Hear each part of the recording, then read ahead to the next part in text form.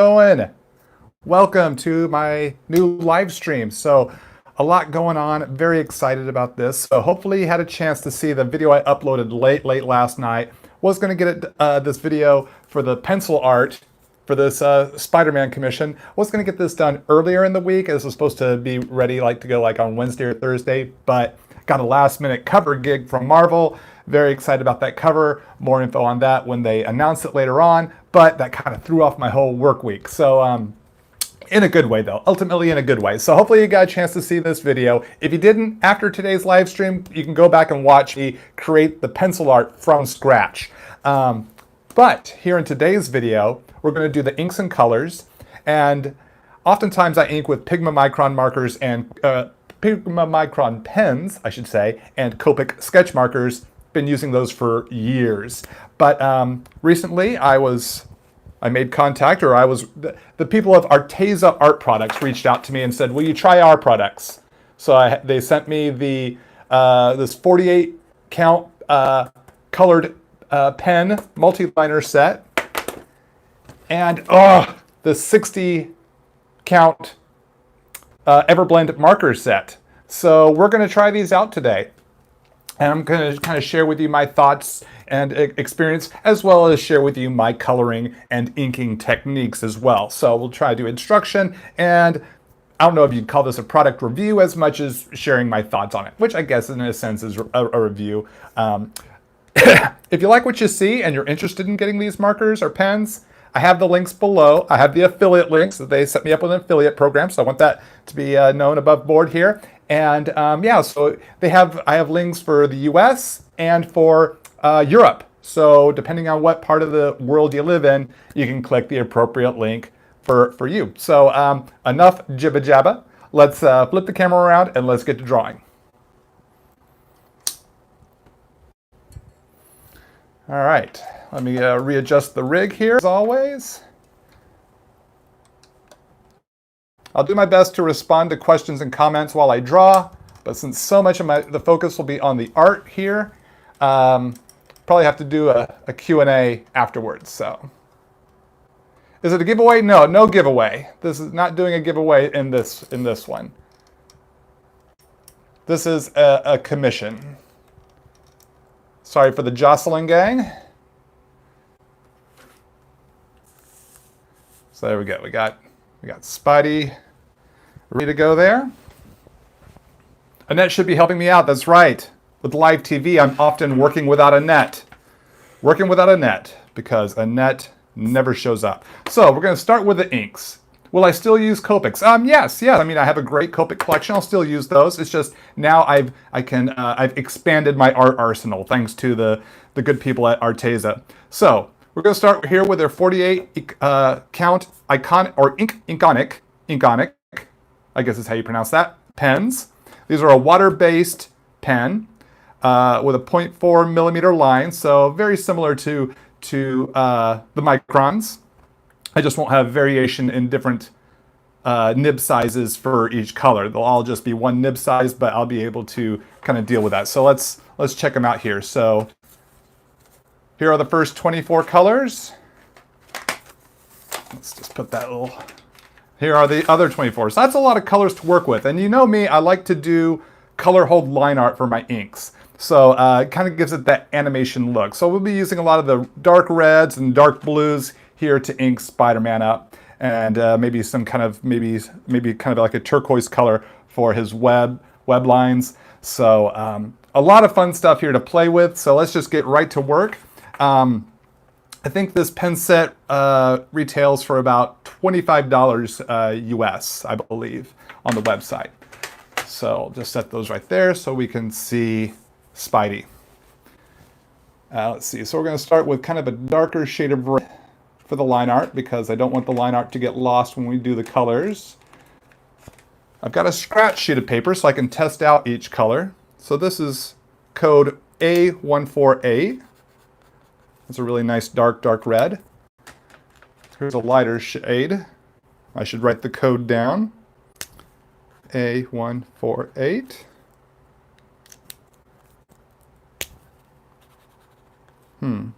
Actually, I might like this one better. A182.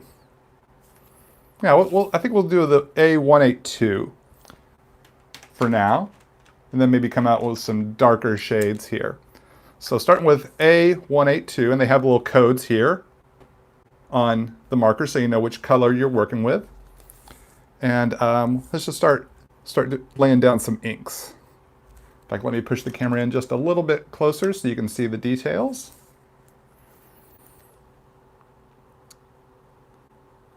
So I'm starting with Spidey's hand because it's foremost in the foreground. So I like to work foreground to background as much as possible. So I can get the thicker line weights for things in the foreground, and then the light weights will get a little thinner as we move to the background. It helps create the illusion of distance.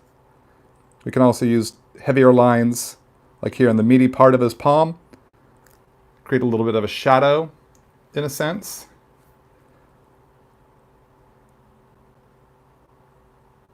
So I use the thicks and thins to create depth and a sense of light and shadow. Thinner lines where it's closer to the light source, just a little bit. It doesn't have to necessarily be drastic. Sometimes it can be very subtle.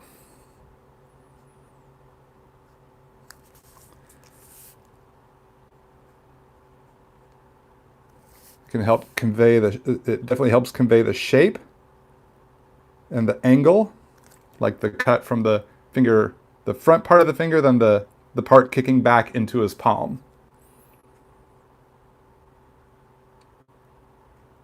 I want to give that illusion of shape, form, mass, depth. These are the things we think about. Where's the light source for this one? It's pretty generalized, so pretty much from above.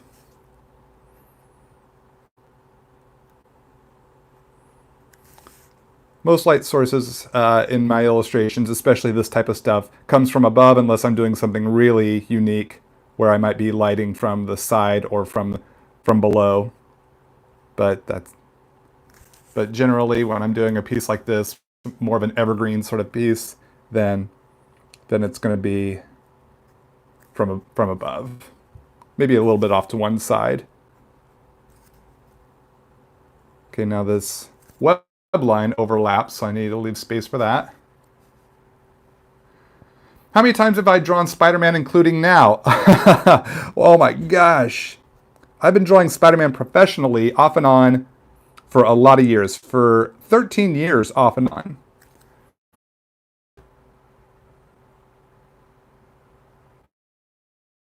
All right, are we back? Yes, we're back. Sorry about that, gang. I don't know why the internet gagged, but we should be back. I see my live clock hood is...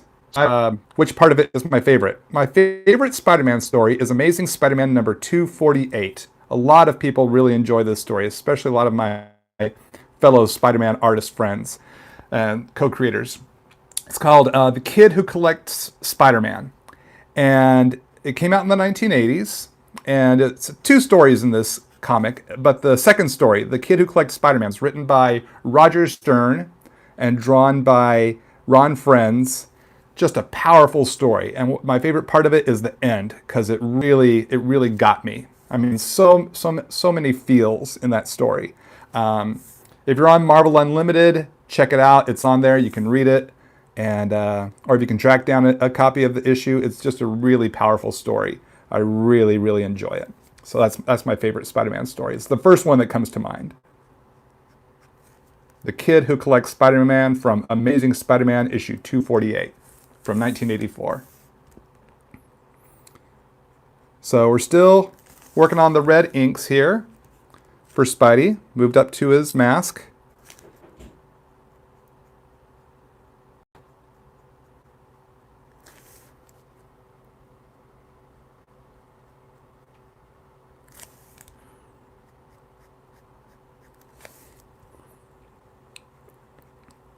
If you just tuned in, I'm using these Arteza art products for the first time. Doing color hold line work with their Inkonic water-based pens. Now these water-based pens should work well with the alcohol-based Everblend Art Markers here. I believe those are alcohol-based art markers, so it'll be fine. Now, if I were to do a watercolor illustration, I would not ink and then do the watercolors, because the water of the watercolor would smear and blur all this line work. So I'd have to pencil it, then watercolor paint it, then come back and do inked line art on top of that, and everything would work just fine. So that's the thing about a water-based ink, is that if you put water on top of it, you're going to get blurring and smudging and smearing, which can be all right if that's the effect you're going for. But if it's not, do the inks last in those watercolor type of illustrations.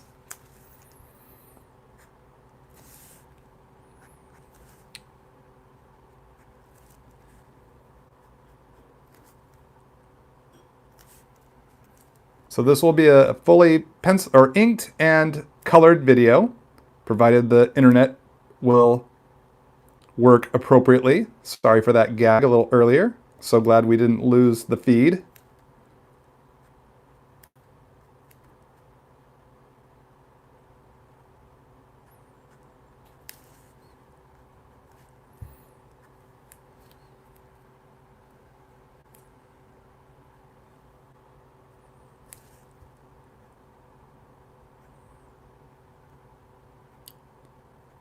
Focusing on this hand here.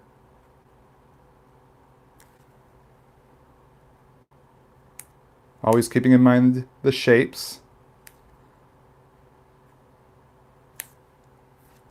And then the line weights to give us a sense what overlaps. Like this thumb is going to overlap these fingers, so I want to make sure that that stands out. But these little knuckles, little tiny lines there. Don't need thick, heavy lines. Thicker lines here on this part of the knuckle, that, or the finger, that is folding underneath. I'm working in a color hold sort of fashion to give it that kind of animated cartoon sort of flavor, instead of just black line inks. We've got these color hold inks, which you've seen me do a number of times here on my YouTube channel. It's really fun. I just really like the effect that it gives.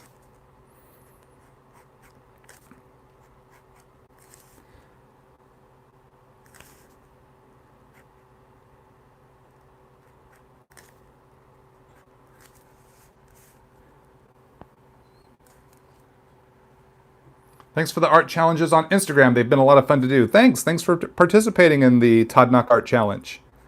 I should have a new art challenge to propose to all you young artists here in the next day or two.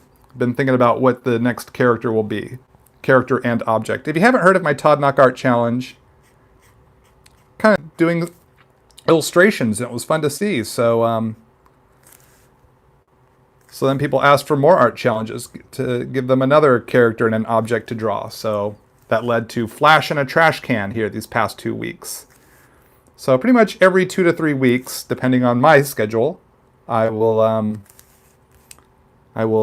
submit another challenge for y'all. So stay tuned to my Instagrams for sure. So just a little more red here.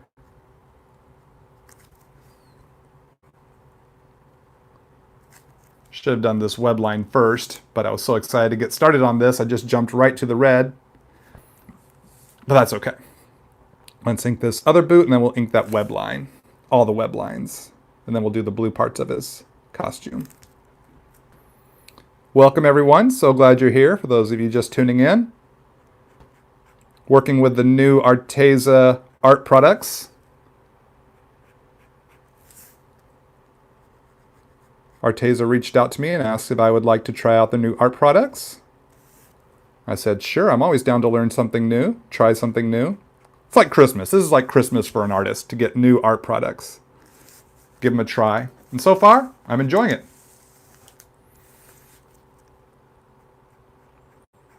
I'm enjoying these Inkonic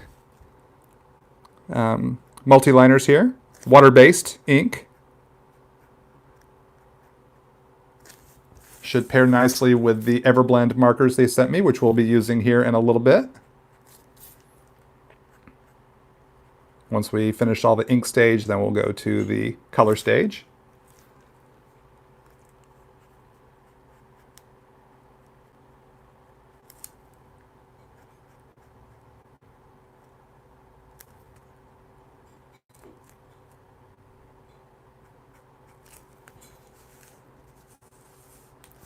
Okay, so that takes care of the reds for now. And let's see, for the web line, I think I want to go kind of turquoise-ish. So let's test out this one here, the 183. That's pretty cool. And we have a light shade of blue here I'm intrigued by. So let's see what this looks like. That's pretty cool. A117.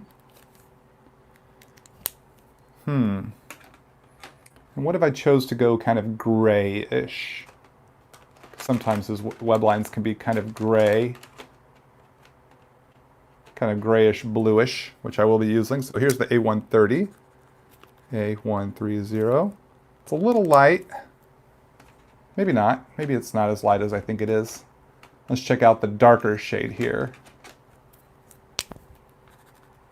A172. You know what? I think maybe the A130 is the way to go. It's just light enough to give it that kind of wispy, silky sort of look, but still not get too lost. So let's give the A130 a go. Yeah, I think this was the right choice.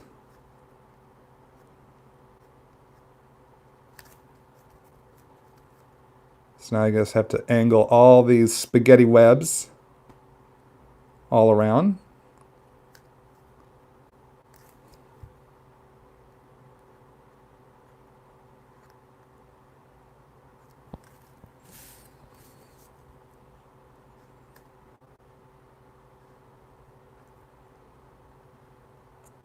Real nice fluid motion to the nib. It really responds well to the paper, so I'm enjoying that. I'm not having to fight with it.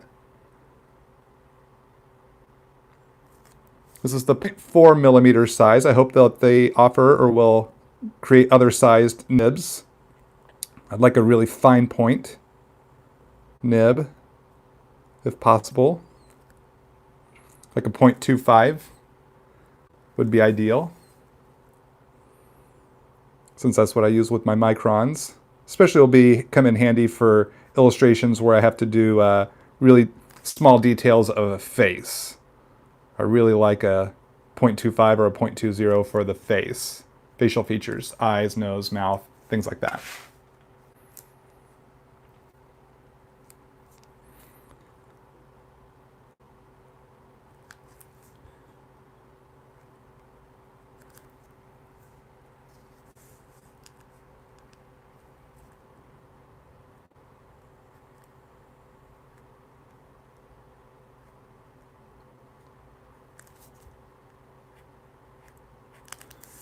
All right, let's see. Now I need to grab my French curve here because I got all the spaghetti squiggles going in there.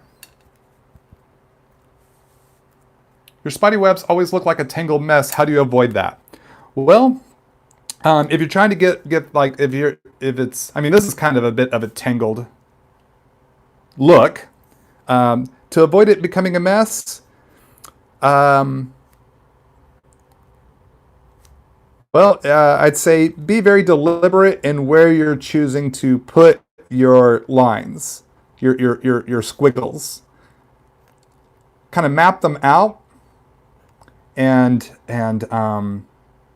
space them out accordingly. Like I studied how how like Todd McFarlane drew his spaghetti webs. I've been doing that since I was a teenager, and kind of looked at the science of it. Like the design of it, more so than the science, I guess. So using my French curve here, I can get a nice straight line. So if you watch my penciling video, you'll see how I kind of created these spaghetti webs. I do the initial, I'm inking in reverse order of how I penciled them. I start with the the actual main thrust of the line, here that I'm inking now, but I penciled that first, and then I penciled in all the squiggles around it, all the spaghetti strings arcing and curving around it. And I leave gaps. You have the squiggle, gap, straight line, squiggle, to varying sizes, like wide, small, wide, small, wide, mid-size, and just kind of stagger it like that. So it really becomes a design element. Consider the design of it all. All right, so that's one spaghetti web. Now let's go ahead and ink the other spaghetti web. So I penciled this part first, then these parts. But now I'm going to work in reverse order because these spaghetti strings overlap. So I want to ink them first, just because it makes it easier for me to make sure I get it the way I want it as much as possible. And then come in with a French curve. Or you can use a straight curve, or a straight curve. This is a straight curve. You can use a straight edge, like a triangle, if you want, if the web line's pulled really taut and it's completely straight. I'd use my triangle for a actual straight line. This just gives me a nice smoothed, curved line. All right, so that takes care of that part. And let's get the trail that flips and arcs around. Now when I'm doing these curves, I kind of work bit by bit. I rough in the full motion, but then when I do the details, whether it be tight pencils or like here in the inks, I'll just ink from one knot to the next. Working one step at a time, much like a carpenter building stairs. A quote from Andy Bernard from The Office.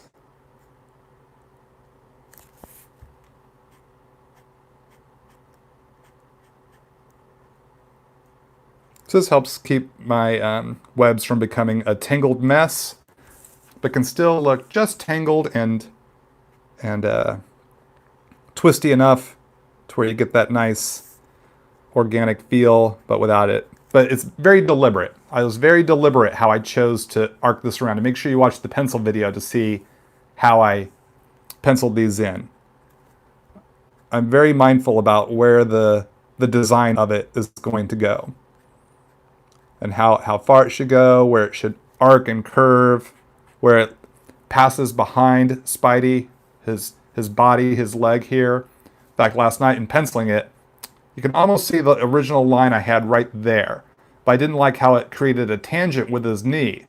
It almost looked like it was a part of his knee, so I had to move the line down a little bit, just line aspects, so I didn't have a tangent happening there, where two lines meet and merge where they should not, in a design sense.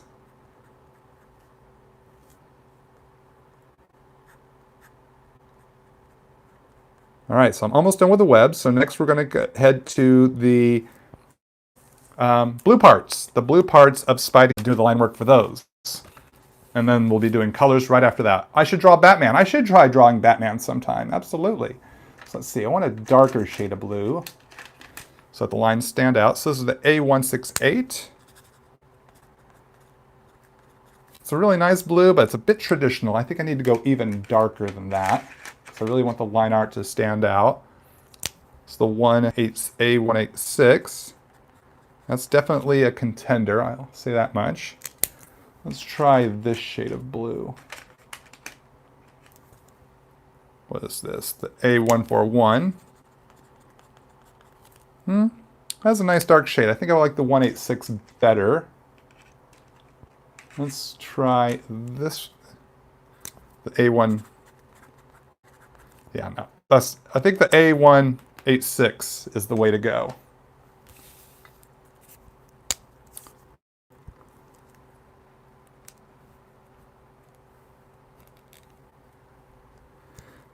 So So now we come in here and start inking all the blue parts. Again, we're foreground towards the background. Some heavy foreshortening going on here with the arm coming at us.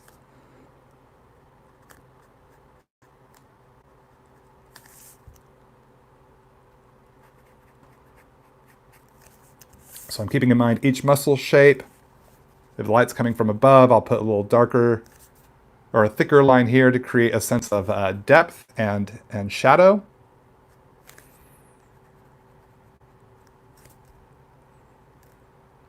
Because the line is, or the light is a little further away. So it creates a little more of the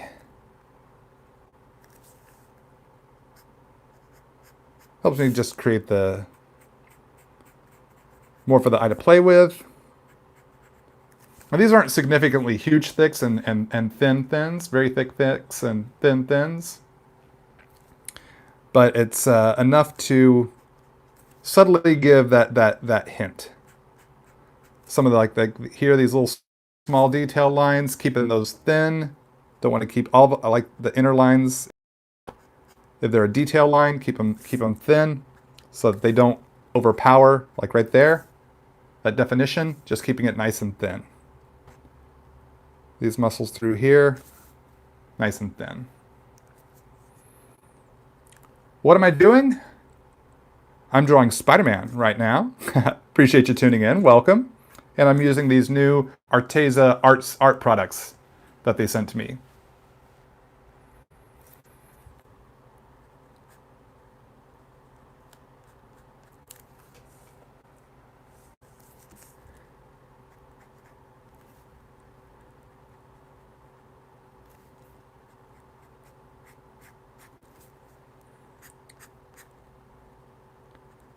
So I've got links to the products that I'm using here in my video description below. I also have my affiliate program there.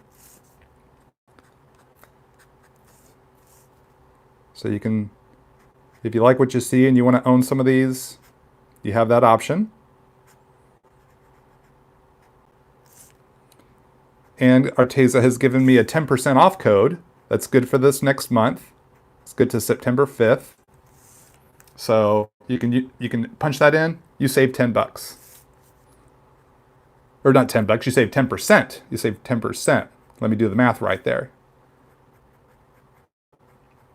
If you spent $100 in art products, you'd save 10 bucks. But you can save 10% by using the special code. And that's all in the video description below. After September 5th, 2019, that code will no longer be valid. I'll probably just remove it so that it doesn't confuse anyone. But you can take advantage of the coupon code, not the coupon queued. Now, if you like what you see. And right now, I gotta say, I'm really enjoying these liners, these Inkonic pens. So now I'm working on the thigh muscles here.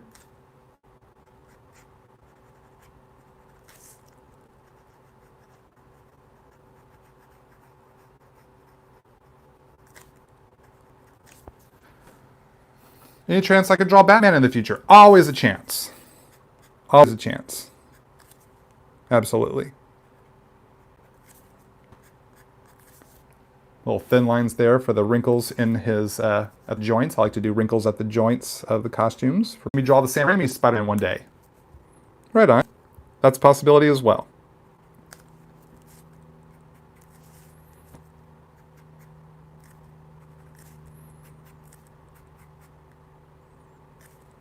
So once we finish the inks here, gang, we'll move on to the colors. The markers were refillable like Copics. The rep I met at Arteza said that, I believe she said that refill bottles will be on the way. It's something that they are preparing to do, I believe she said. Don't hold me to that. But I did inquire about that, and she said that, I think if I remember correctly, she said that refills for the Everblend markers are a possibility. They have replaceable nibs, so that's great. That's just like Copics. Copics have replaceable nibs. So I hope they do. You know, it'd be great if they did have replaceable or refillable ink bottles. Just because I know I go through a lot of ink. A lot. So hopefully that is something that will be happening. But they currently, I do not believe, have refillable ink bottles just yet.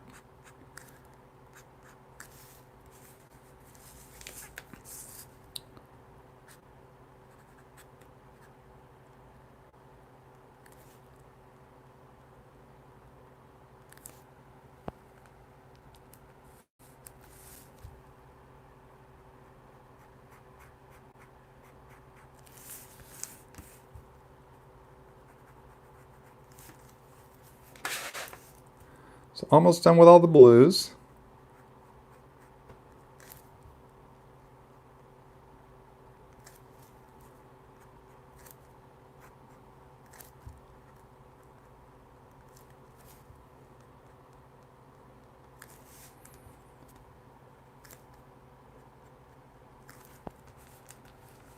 Who's my favorite Spidey villain and why? So many. Spider-Man has one of my favorite rogues galleries. So many great villains. I would say Dr. Octopus is way up there. I think probably Dr. Octopus might be my favorite, just because they're both scientists. Peter Parker and Dr. Octopus are both scientists, so you know they both use their brains, their science knowledge in what they do. So so it's not just superpowers versus superpowers, but it's geniuses versus geniuses. So I think that's probably why I like Dr. Octopus the best. But like I said, Spidey has a great rogues gallery, one of my favorites. And so he's got a lot of villains that I like. Sandman, Scorpion, Venom,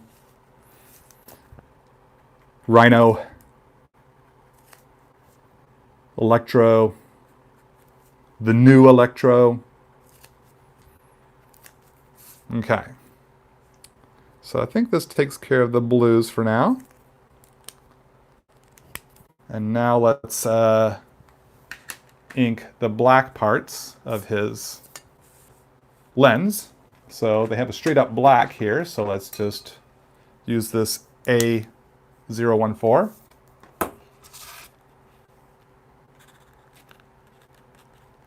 I'm sorry, A104, if I mispronounced that.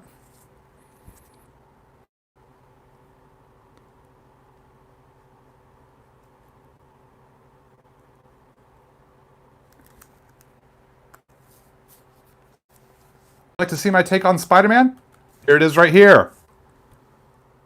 Your wish is granted as we speak.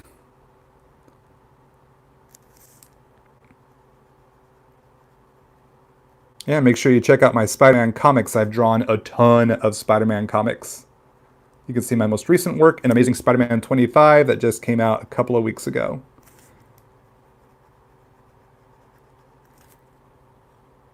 Many of my Spider-Man stories are in trade paperback now.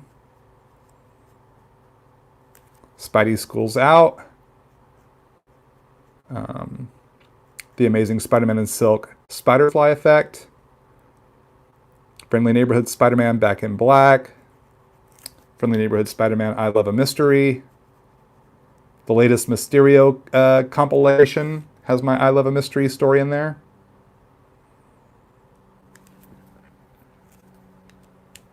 Since I'm from Texas, am I a Cowboy fan? Absolutely. I love watching the NFL, American football, and I definitely root that the Dallas Cowboys are my number one team that I root for. Have been ever since I was a little kid. Oh yeah.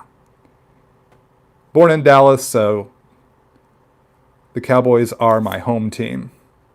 Very excited for football season to start.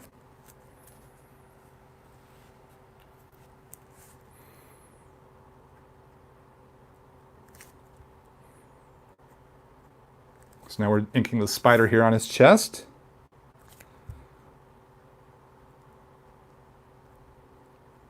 I like to do little thin lines here that come from his thorax out, and then that is called a thorax on a spider, isn't it? No, insects have thoraxes, but do spiders? Maybe I used the wrong word there.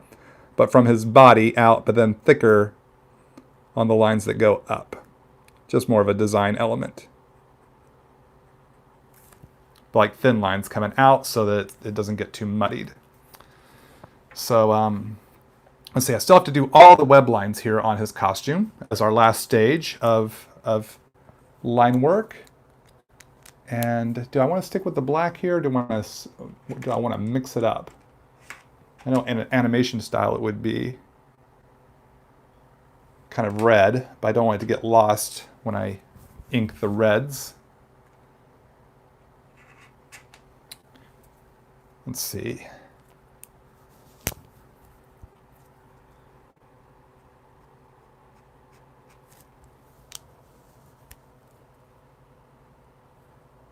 Right now we'll try the 182. So we're going to go with a red for now.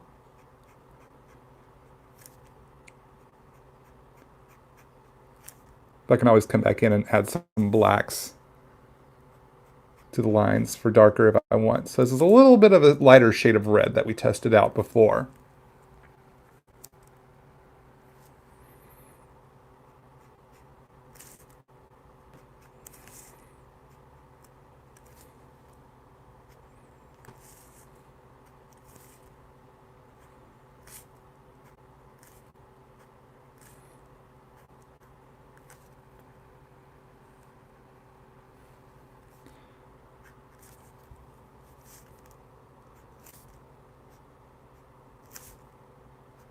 So now we're just going to bring in all what I call these lines,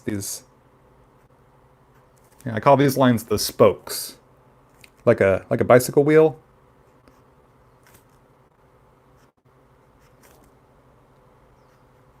So I ink in all the spokes first.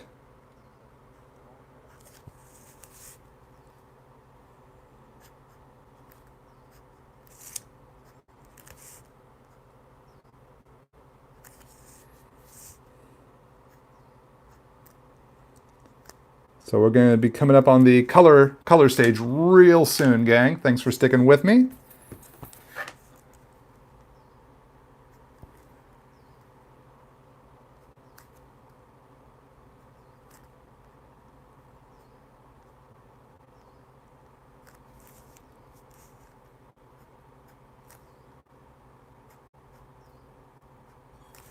Oops, didn't finish off this side here.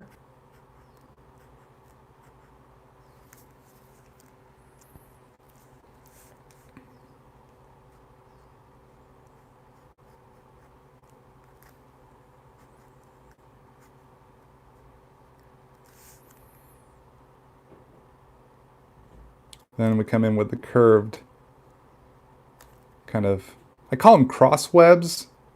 Don't know if that is an accurate term, but it's just what I say to myself when I'm drawing Spidey.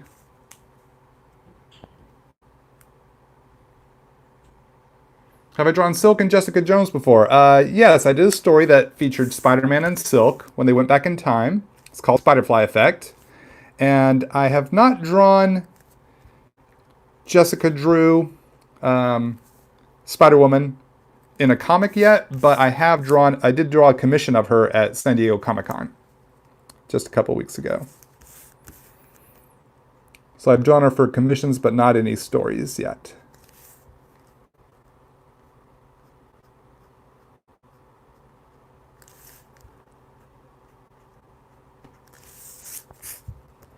Nice thing about the curves here of his webs, like here on the fingers, I changed the angle of the curve to show the direction of the shape of the mass and the form.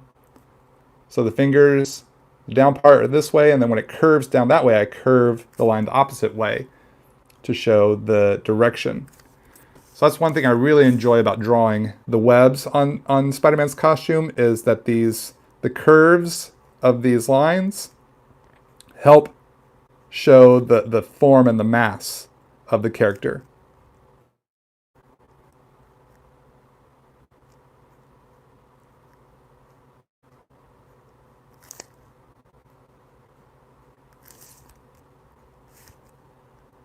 So it's a great visual tool.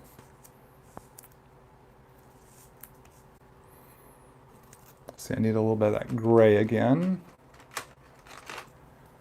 for his web shooter.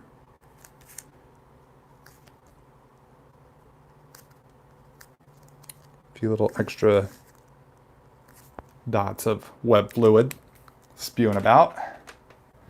All right, so let's see, let's tackle. We have one more hand, two more boots, and then we're on to the colors.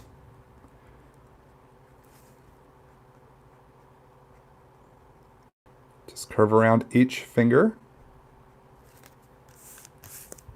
drawing the spokes.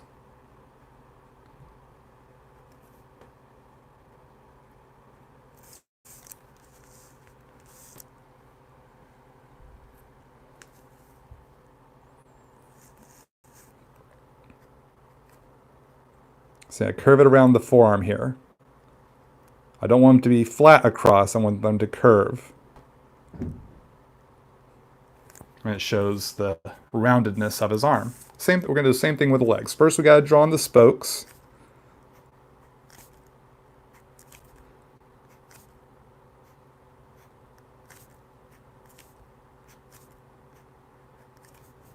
Even the spokes, keep in mind the shape of the leg inside, down to the foot. And then curve them around the leg to get that sense of there's a leg in there, there's a foot inside of there.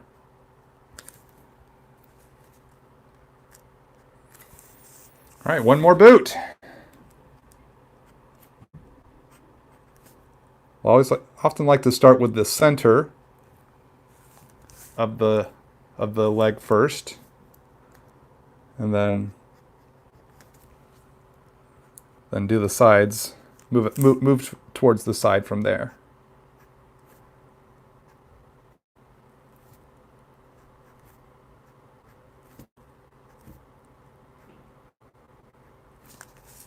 And now the cross webs arcing around.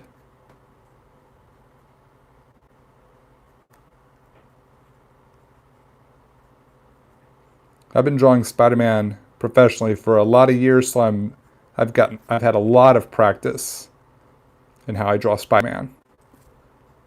So I can do it fairly quickly. Okay. So that takes care of the line art for now. Might come in and add some touch-ups after we do some colors, but first let's erase all the pencil lines here and then crack into these Everblend markers. So I'm using a kneaded art gum eraser. You can just stretch it out, freshen it up, and you can erase, and it doesn't pull up the ink lines. So I'm still, this art gum is working well against these Inkonic inks. That doesn't look like I'm getting any loss of ink vibrancy. So that's a great sign. Now these are water-based inks here that I've used, so don't get water on your illustration, otherwise it will make the ink lines blend and bleed and blur. And those are the B words you don't want, unless that is the effect you're going for, then those are the words you do want. So just something to keep in mind. These are water-based pens, where the microns that I usually use are not water-based. That's why I use those in my, if I'm going to ink my illustration before going to like something like watercolor. Okay, I realized I missed a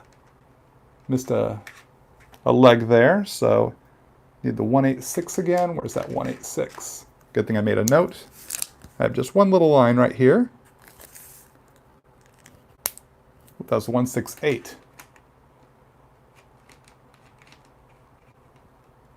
Oh, there's the 186 right there. We'll just cover that up with the same previous color that I was using. I see that my web line doesn't connect, so let's get that connected.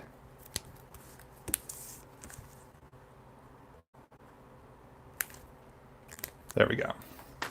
So, their line art for the moment is done. So let's now go pull the camera back. And we're going to check out this this Everblend art set. So I'm just going to put these away for the moment.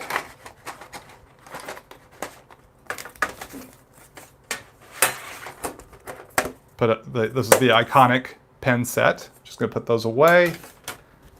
Slide Spidey up here for the moment. And now we're going to bust into the 60 pack of Everblend Art Markers. So let's see here.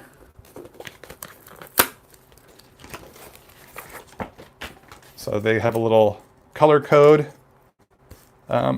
tag here, so you can see all the colors that come inside. So this is the 60 pack. The 60 count. In fact, let me pull this camera further back so we can get a good view of this art marker set. Now this case is pretty amazing. I like that it has locks on there. It feels pretty secure. You can see the markers in there. Let's pop this open here. Let's see. That's a shoulder strap. So I think, yeah, they have these brackets here so you can click the shoulder strap onto there. So that's pretty very clever. We'll add the shoulder strap later. Don't need the shoulder strap right now. And then these are, oh, let's see. This is interesting. The case actually has Velcro on the sides, so you can open it all the way up. And then you have your, so you have rooms for, what was it, 12 more markers there. So it's a 60 count marker set, but the case it holds 72. So if I were to get some individual markers, I could add them there on the sides. So here we are. Now these markers are, let's pull one out here. These have a fine tip and a chisel tip. These do not have a brush tip. You see me using brush tip Copic markers, the Copic sketch markers. Now, the Arteza art rep said that they have some brush markers in the works as well. So I hope those come out because I love working with brush markers, but these can be a lot of fun as well. I love to create with all types of different art media, so I'm excited to, let's get cracking onto Spidey and coloring him with these chisel and fine tip markers. So I'm just going to set this off to the side, bring Spidey back into view, push back in a little bit so we don't lose detail of the art. Now I got my scratch sheet here so I can test out each color. Now this looks like a very nice vibrant sort of red that I like to use. That's the A414. See what other shades do they have. Just want to test out a few before we start committing. Now these are blendable markers. These are Everblend, so it says right there in the title. That's a nice shade that we can go lighter with. That's the 416. I will have to get used to the new Arteza codes. I'm used to Copic codes, so I'll have to learn the Arteza codes the more I use these.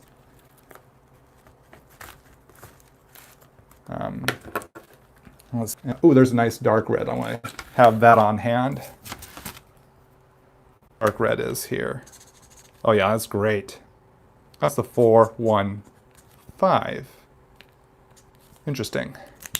All right, so let's actually start with this 415 here. Start putting in, we're going to work dark to light.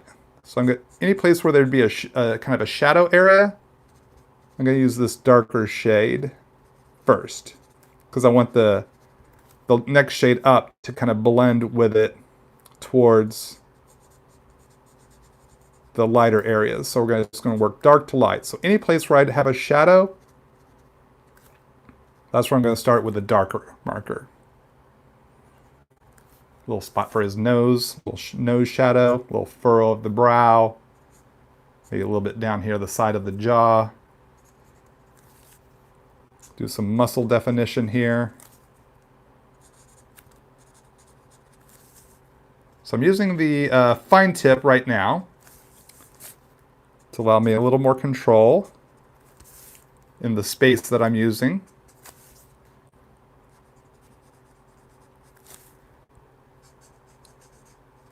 And as you can see, these markers, this Everblend, is not smearing the line art, which is fantastic. Or at least we haven't had any smears yet. So it's always a good sign. So these two art products are working really well together.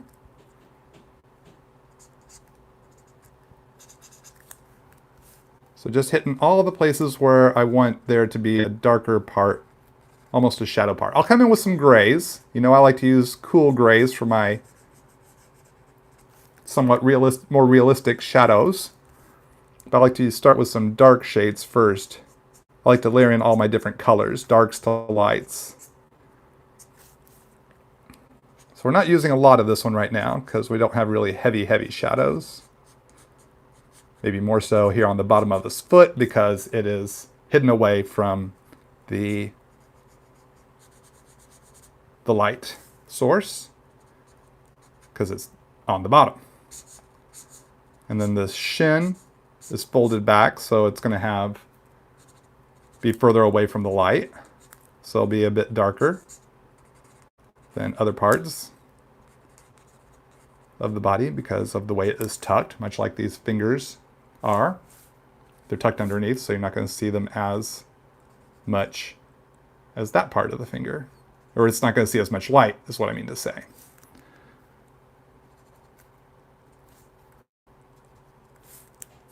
Okay. So that's got my initial shadow shades in. Let's put all these markers away when I'm done. Let's see, so now we're going to the 414. This is more of what I consider my base red for Spidey. So I'm going to work further into the white zone there, but still leaving it open for some other shades to be like the highlight color. So I'm not fully using up the space with my base red. I call this my base red because it's the more traditional red that we would see on a Spider-Man costume. So I'm blending it from that dark red into the white spot here. So I'm going over that dark red so I get the nice blending going on. So it gets that nice smooth transition.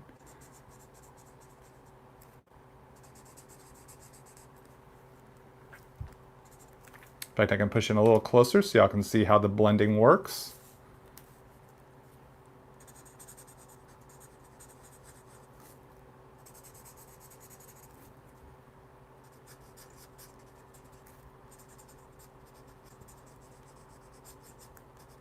Very nice vibrancy to the color, so I really appreciate that. It's laying in very bright, vibrant.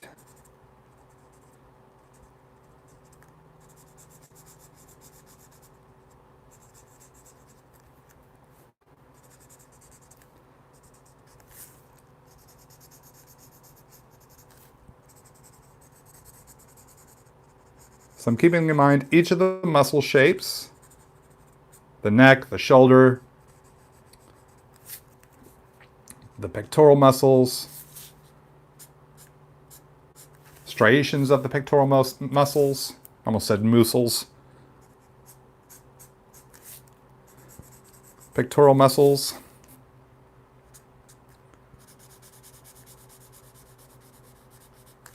but keeping in mind where since light source is coming from above, leaving white of the board open for some lighter shades of reds and oranges to come in to help blend it to that highlight. So I'm working from dark towards the light. Go towards the light in this regard.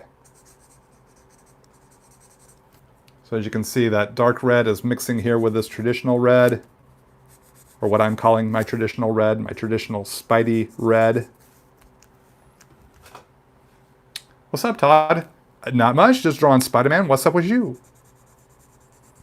Sorry I can't respond to everyone's comments. I catch one every now and again. A lot of the focus is going into the art here. Hopefully we'll have time to do a Q&A here at the end of the broadcast. Maybe I'll do a Q&A on my Instagram as well, so make sure you're following me on Instagram.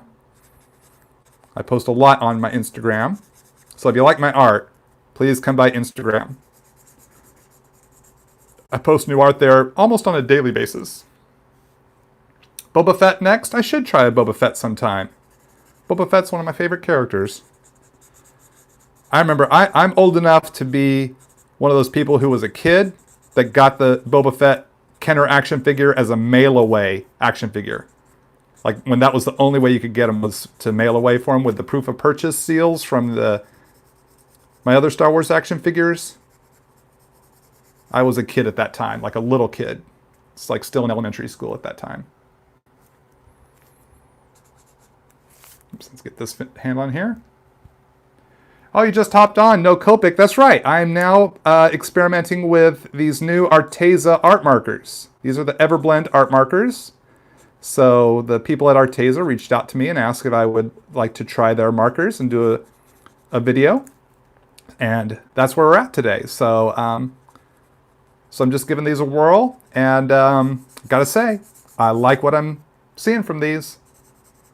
They're a cool marker. Definitely having fun with them.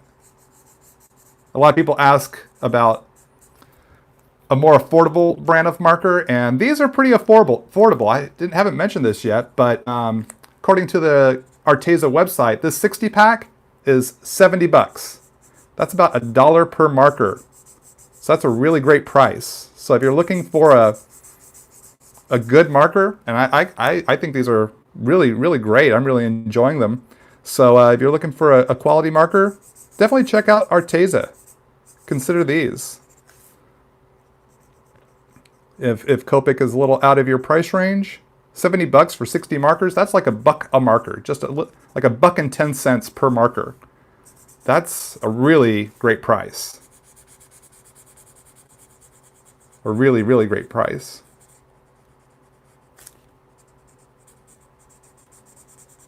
So, definitely cost efficient. Especially if you're a younger artist getting started and you want something quality. Definitely consider Arteza, I would say. Check to see if your local brick and mortar art store sells them, so you can go in and kind of test them out. That's what I like to do. I like to test out my art products before I buy them.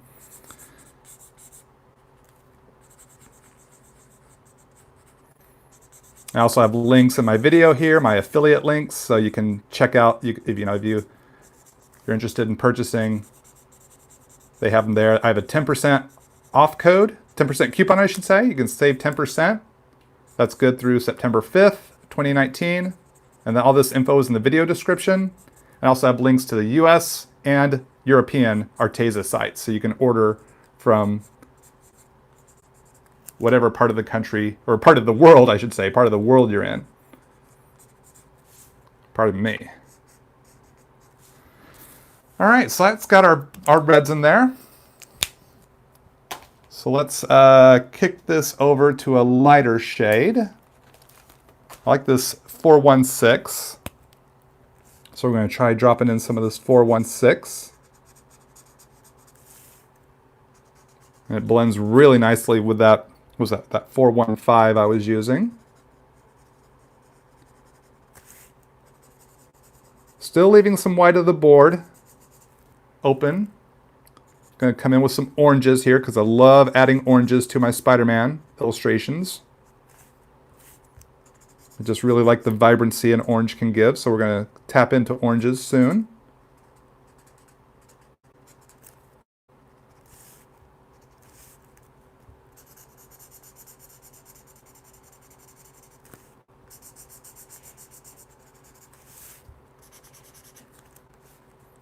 So as you see, I've gone from darker to lighter as I move towards up each aspect, each chunk of his body towards the light source.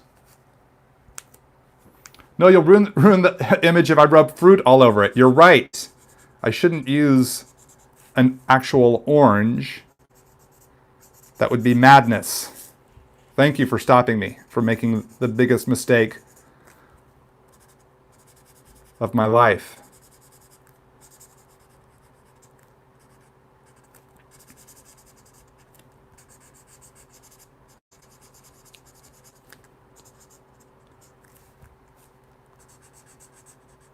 So this is really, hopefully is translating here in the feed, in the live stream here, but the blending from one color to the next, as I go lighter and lighter, is really, really quite nice.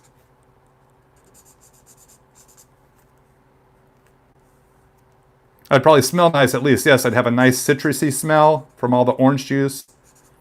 But since these are water-based multi-liners I used, it would probably smear all the artwork, so it's really good that I'm not using an actual orange per the admonition that was posted.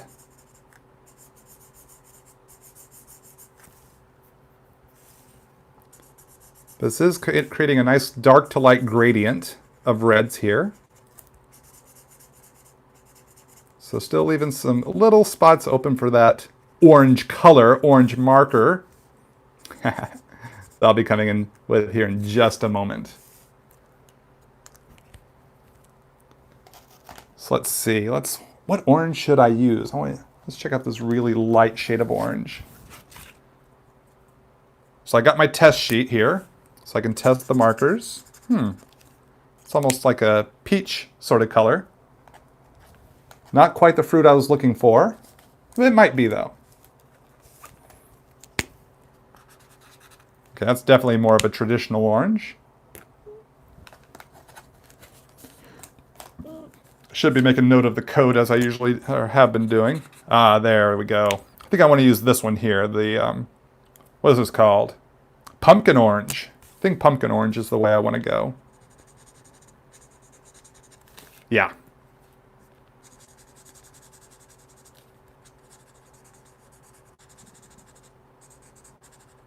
Still leaving a little bit tight, open.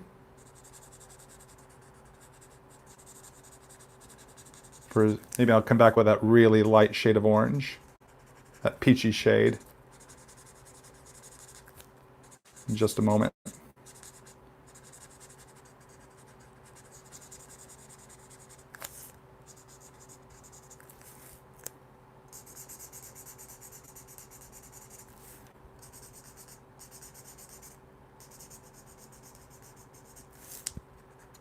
So just blending this orange.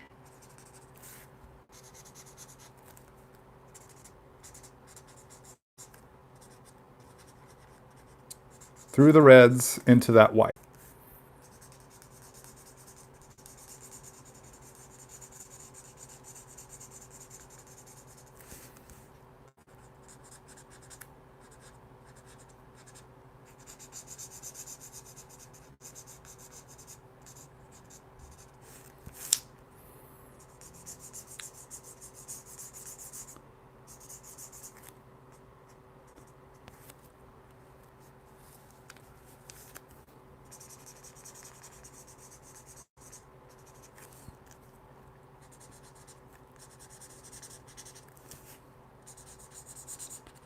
So just a little bit more here, and then we'll kick in with that even lighter shade of orange.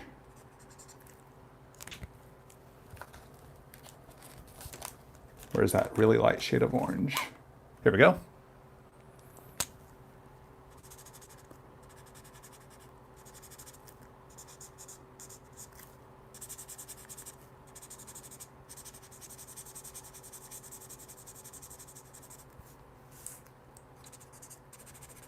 Using that now just to blend it all the way through.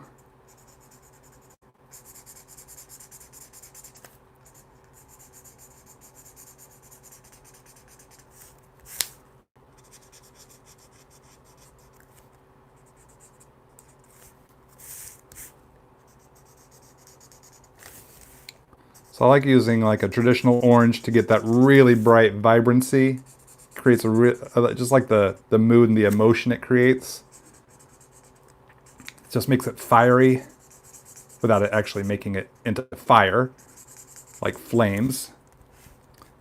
It's not like I'm coloring the Human Torch here, but it creates just that kind of energy. I really just like that energy, that adding the orange.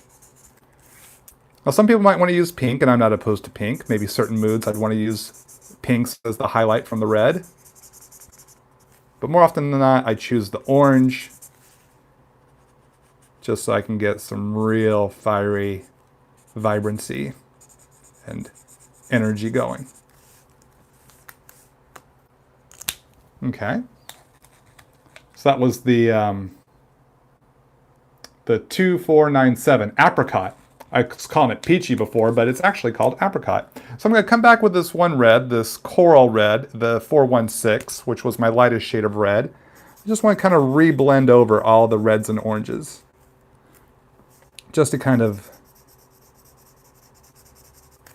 maintain the power of the red so that the orange doesn't overpower everything. I often do this with my Copics. I'm going to use these here with the Artezas.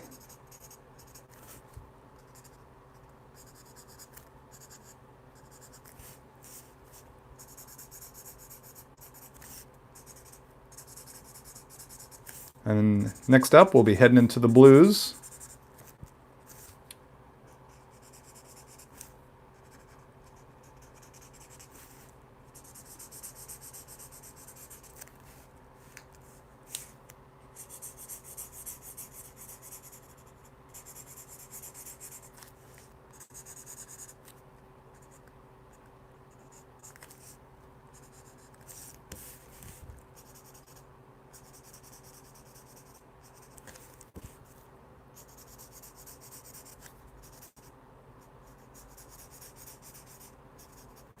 All right.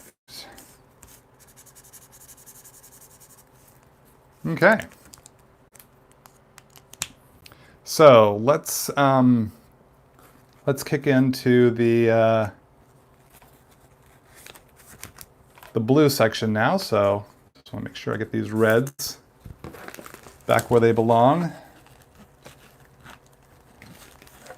So now for blues, I need to study, we need to make some notations on what blues can do. So this is a 8272.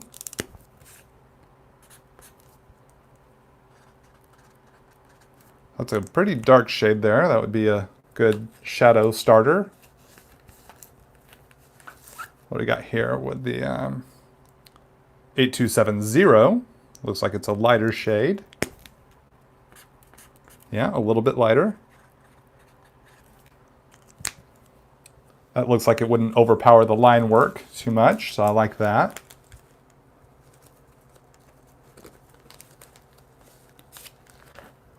And what do we have here? This is the 264.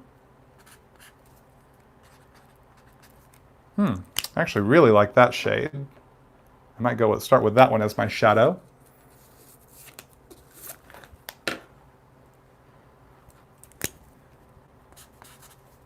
And that's the, was a 274. Oh, the 8274.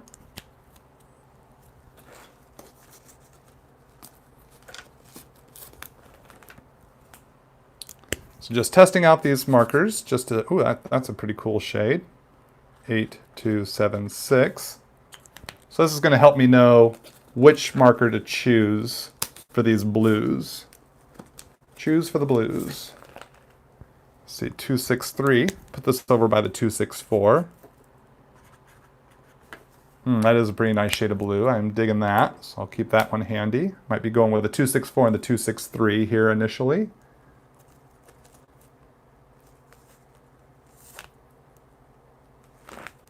What's this? 268. Is that right? 268? Yes. Okay. Might come in with that with some blending even further out. So let's start cutting in some blues here. So we're going to start with a shadow, the 264.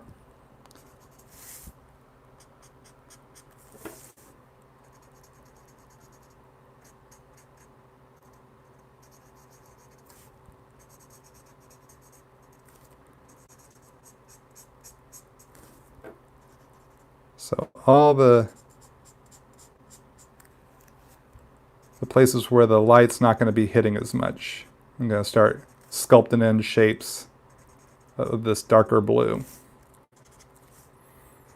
So I'm going to work dark to light, just like we did with the reds. Appreciate y'all hanging out with me. If you can't stay for the whole live stream, do come back. Do come back and watch when you have time. And I'll try to answer some questions at the end of the broadcast. Maybe do a Q&A over on my Instagram as well. So do make sure you follow me on Instagram as well. The link is in my bio here, or not my bio, but the video description is what I mean to say. And if you just tuned in and you're intrigued by these Arteza markers, links to all the products that I'm using are in the video description below. And I have a special 10% off coupon code that's good through September 5th, 2019. So make sure you punch that in at checkout.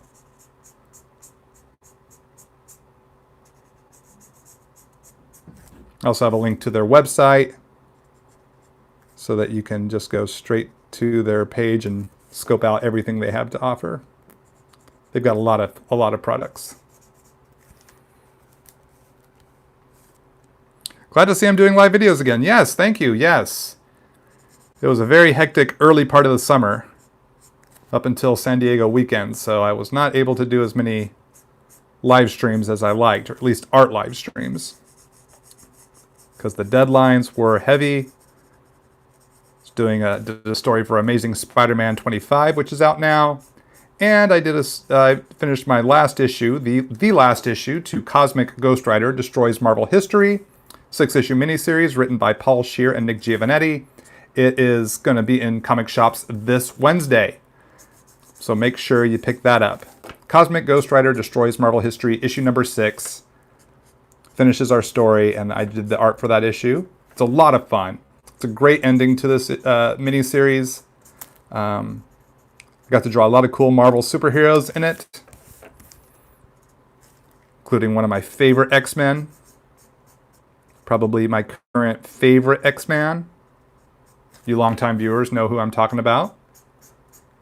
So make sure you pick up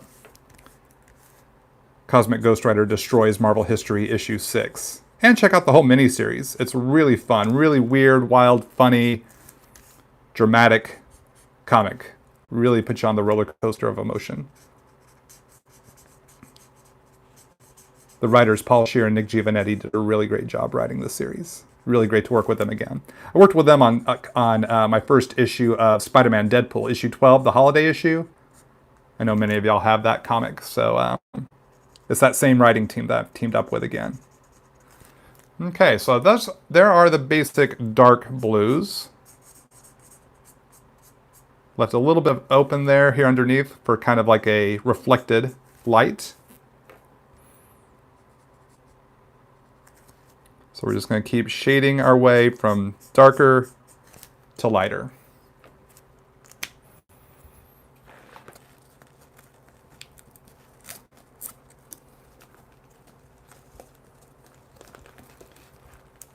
Okay, so now we're going to use this 263, which I consider my base Spidey blue, the base color.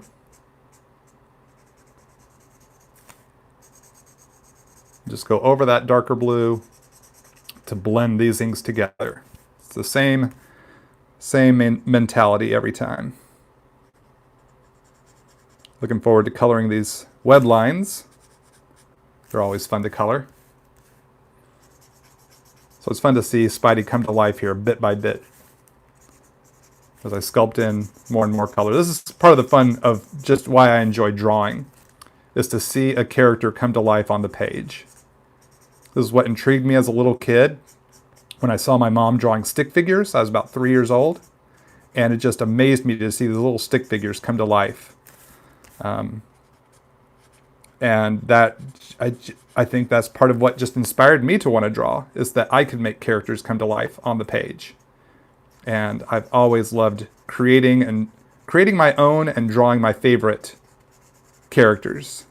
Been doing that ever since I was for as long as I can remember, like my entire life, from being a little kid on up. I remember drawing Bert and Ernie at age 4 and 5, because I knew Ernie's head was an oval shape that was sideways, and Bert's head is an oval shape that is horizontal. I mean, vertical. My apologies, vertical. So, and then I'd add the eyes, nose, ears, tufts of hair. And then from there, I moved on to drawing my favorite Looney Tunes characters like Bugs Bunny, and let's see, the Peanuts characters like Snoopy and Woodstock and Garfield. Really loved drawing that stuff through elementary school, as well as Star Wars and Battlestar Galactica scenes. Loved drawing that as a elementary school kid.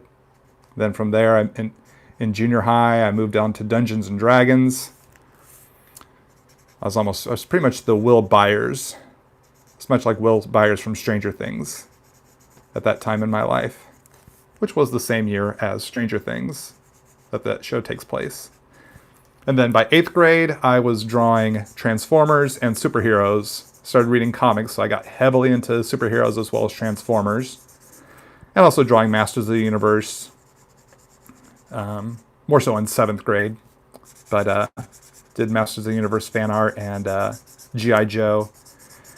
But once I got into drawing superheroes in 8th grade, that's when things really started to head in a new direction for me. Head in the direction that would ultimately become my career. So a lot of this traditional blue here in the thighs.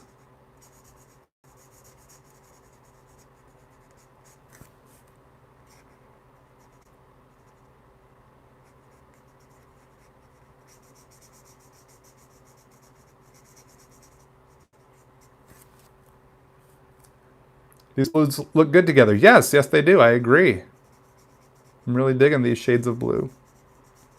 They're working really well for Spidey. And I'll be posting a shot of this on my Instagram.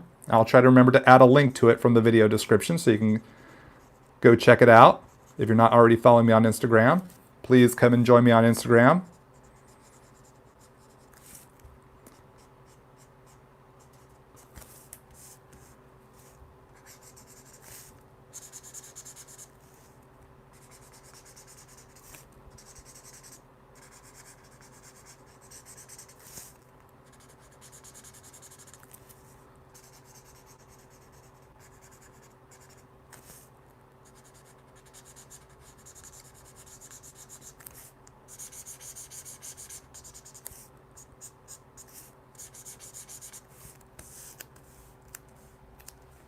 You're playing Spidey on the PS4 right now, right on. I've yet to play that game. I don't own a PS4 currently, so, but even if I did, I wouldn't have time to play. I got so much drawing to do. But I hear it's a really great game.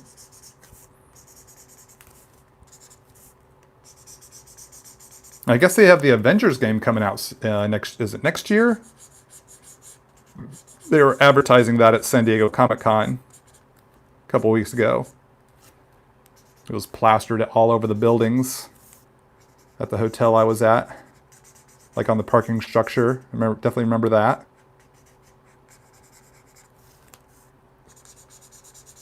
So that should be pretty amazing.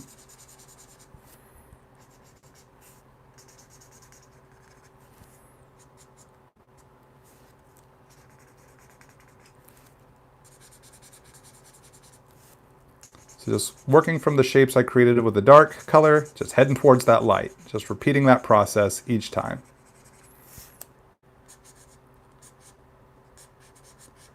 And letting that color sculpt out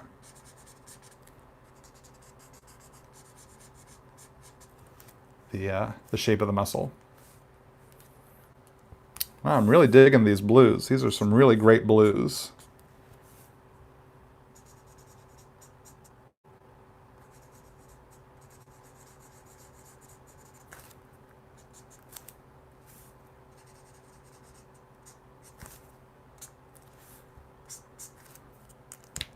Okay. Have to keep note of that one blue, that one shade of blue for future reference. Okay, so now we want to go really light. Let me try this 266. Looked at the 268. I just want to check this 266. Ooh, that's nice. That's the way to go. 266. That's my next step up, I think. Just experiment with this a little bit here through the underarm. Yeah, baby, that's what we want. It's a great next shade. And then that could set me up for the 268 to follow. So real subtle gradations.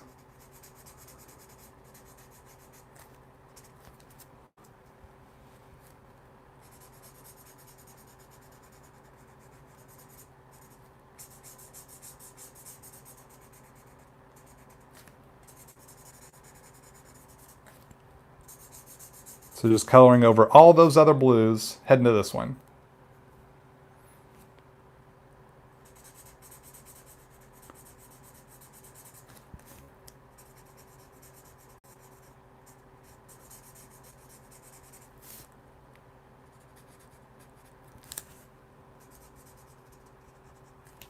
So you see I'm leaving these little tiny white bits open for that last light shade of blue.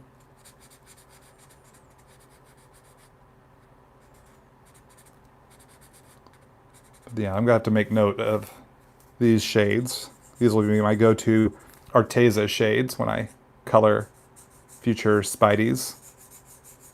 Or Spider-Man in the future. Future illustrations of Spider-Man. Those are the words I want to say.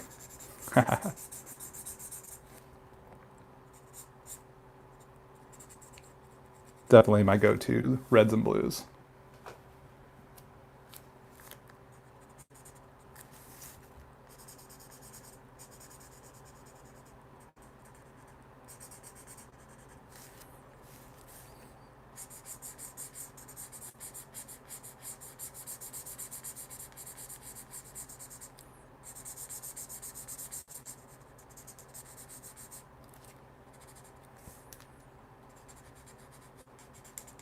So just keeping a little bit more of that white artboard there for that last light shade.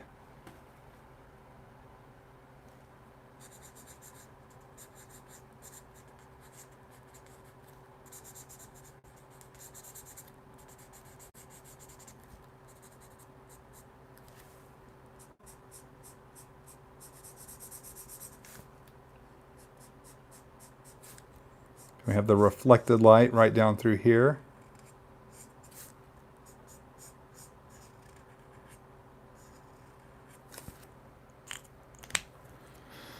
Thank you, 266. Yeah, worked great. And now for the 268. Finish off these highlights. Just blend it all in together.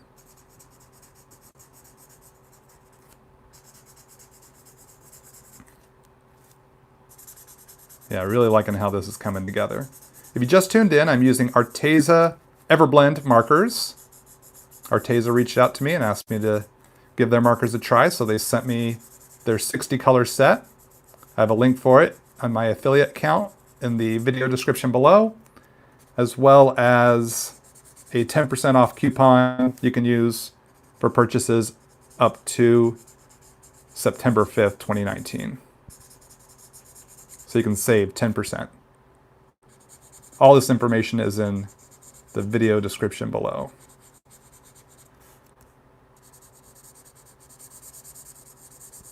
Just blending all these colors together. As you can see there, we're getting a nice smooth transition.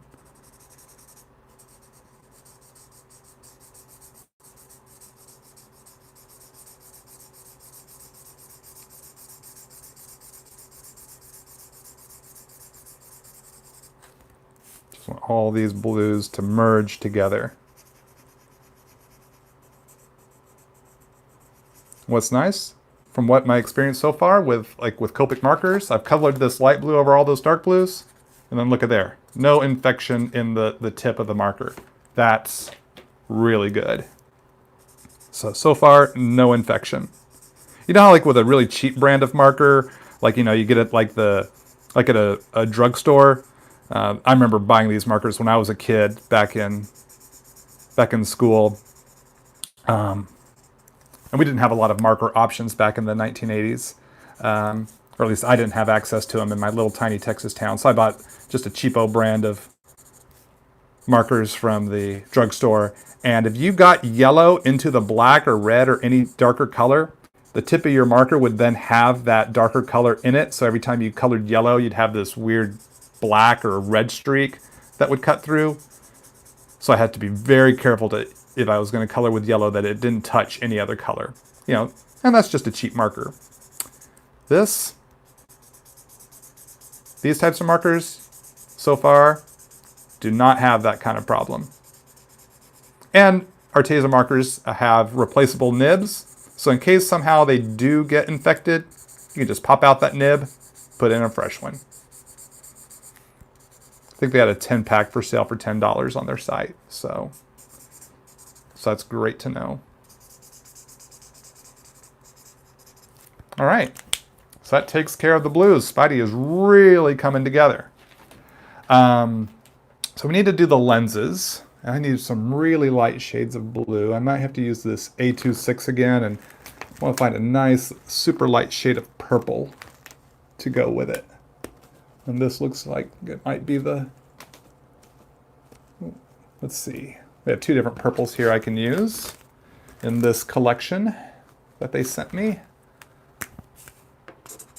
That's pretty good. What was that, a 884?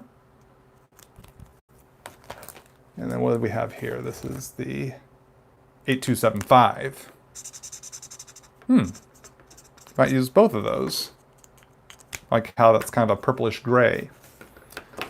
So we're going to start with this. We're going to start with this purple here, this 884, to get my initial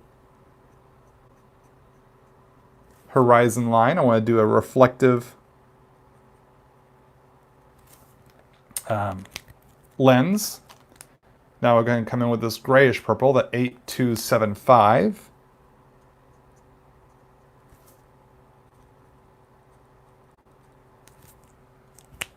And now we're coming in with this light blue again that I'd been using, the 268.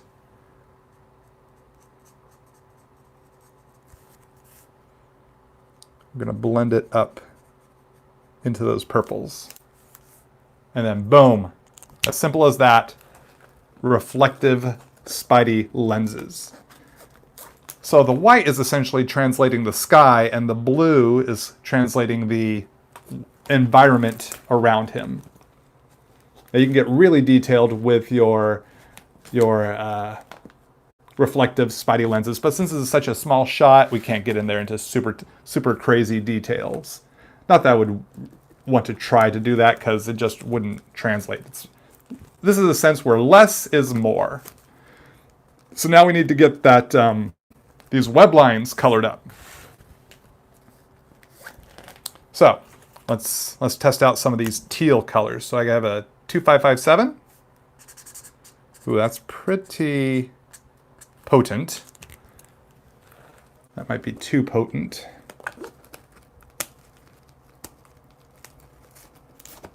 Actually, I might go back to this 268. It's really the go-to color right now. That mixed with some gray, maybe some A21. Let's look at this. Oh yeah. 251. 251 mixed with that should be really nice. So, man, this 268, I'm gonna wear it out using it so much. But you know, in this collection here, it's the go-to color. It's the star of the day. They also have a 120 count pack of microns. Or not microns, why am I saying microns? Of Everblend, my apologies, Everblend markers. And I think that might be the entirety of their color collection at the moment. Didn't see a collection that was more than 120. They might have it. I just haven't explored the site that far.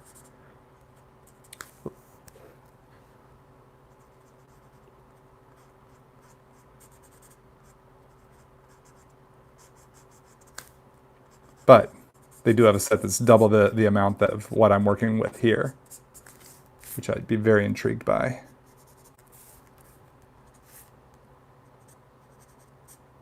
But the 60 count is a good starter set. Pretty reasonably priced, and gives you a good collection of markers to get. You can get Spidey colored. You can get this done on a Spidey with the colors in this set. So that's, you could probably get any traditional superhero done. You could use these same colors for Superman, Captain America, any of your red and blue traditional superheroes. And they have a good selection of greens as well, so you get a pretty good Hulk going as well, I'd imagine. Or Spidey versus Dr. Octopus, Green Goblin, Mysterio.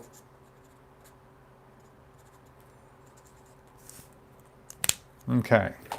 Then we're going to come in with some of this gray here. So I'm leaving some white of the board just to give it that white silky sort of web line color.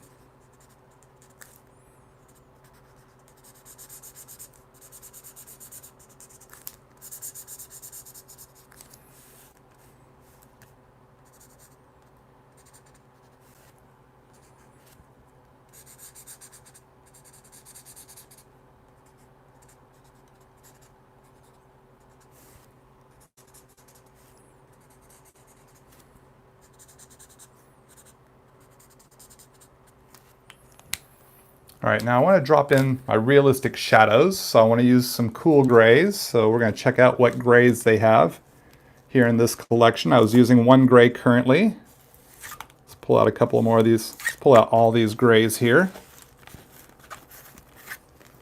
So I've got 5 grays to work with. So let's make notations on these grays here. See how dark they are. It's the 151. Can you color comics with colored pencils? One could do that if that's what they chose to do, I would imagine. See, that's a 251.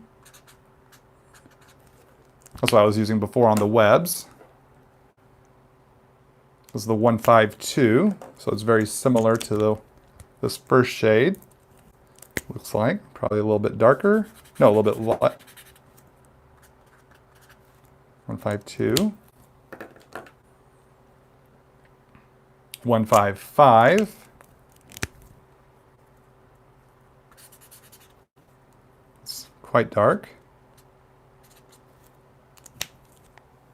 And lastly, 551.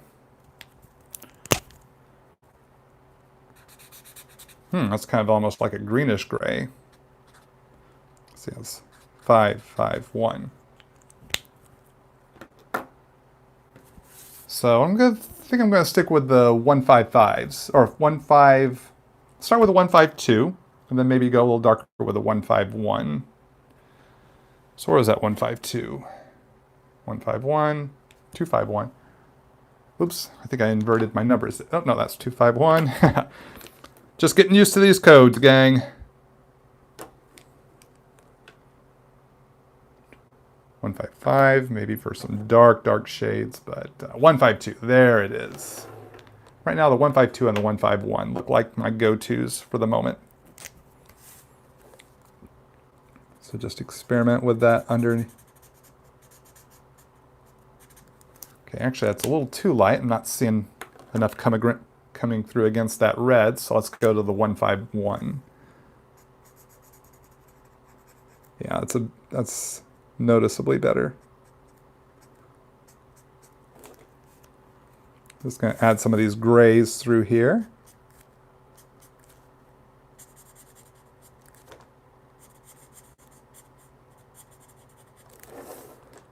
Let this gray blend with these red inks.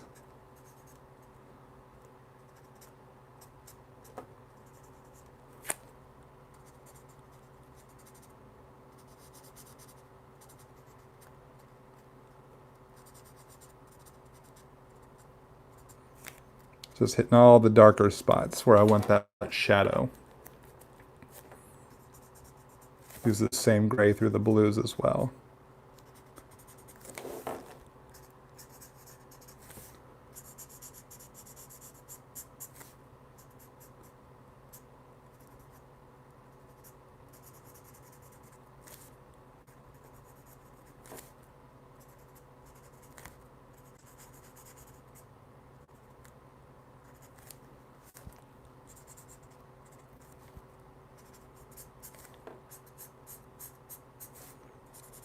So it's coming underneath this this shin here.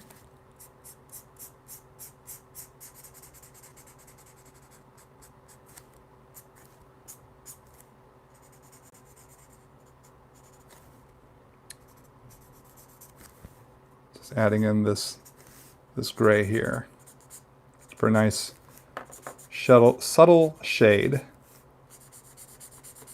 of shadow. Subtle shade of shadow, is that? Almost feels like it's redundant.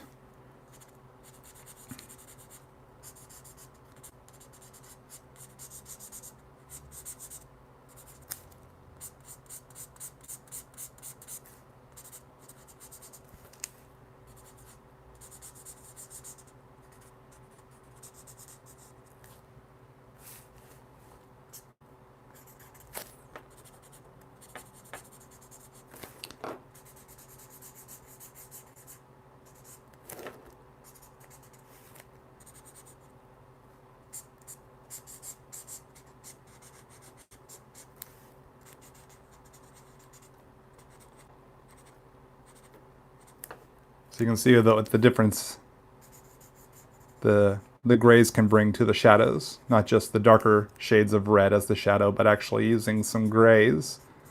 The right shade of gray, you know, I like to test my shades out on a separate sheet of paper just to make sure I'm getting the right one before committing to the illustration. Get some here through the midsection.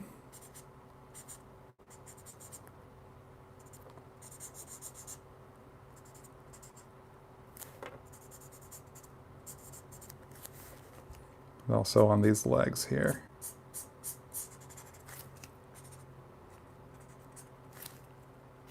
And feet.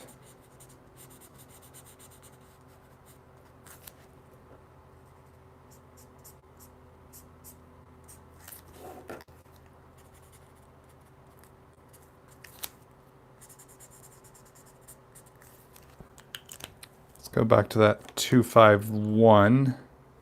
Is that what I was using before? No, not the 251, the 151. It's 155. Oh, I was using 152 is what I'm looking for, the 152. Now use that lighter shade.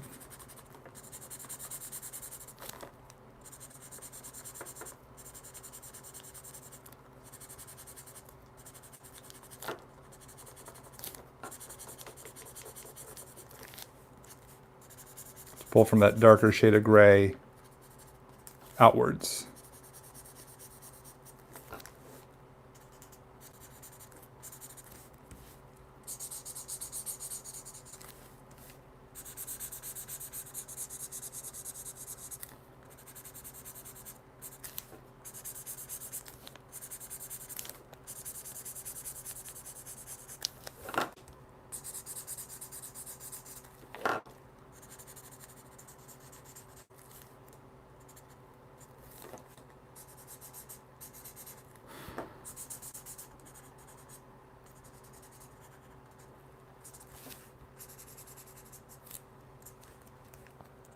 Okay, that takes care of the shadows.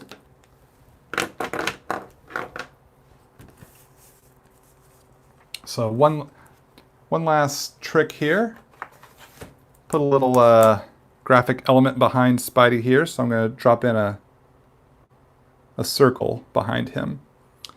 And let's see, what shades would I want to use?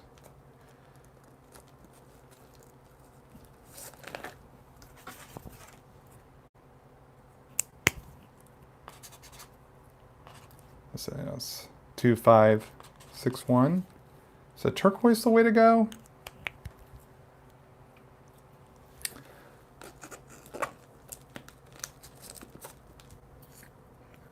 Right, maybe I'll do a black down to turquoise blend gradation. I think could be an interesting way to go.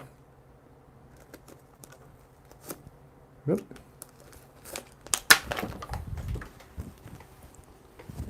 So, unexpected, the cap popped off and didn't want to lose that. Didn't want the marker to dry out, so had to go find it right away. So as the 265, it's a 6 there. And this is the 2651. I already dropped that in, so darker to lighter.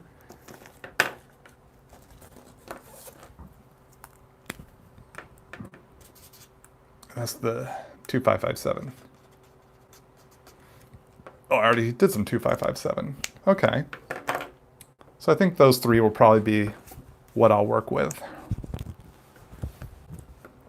So I need to look at how this circle is going to cut through here. I want to find the best spots to where I don't create any tangents. And I'll pencil it in here so y'all can see what I mean before I commit to inking it. So I'm just using this circle protractor tool to get my circle drawn in. So you can kind of see that light pencil line? I kept in mind every place it interacted with Spidey. Wanted to make sure the circle didn't line up with the top of his head here. If the line hit right there at the top of his head, that's bad, that's a tangent.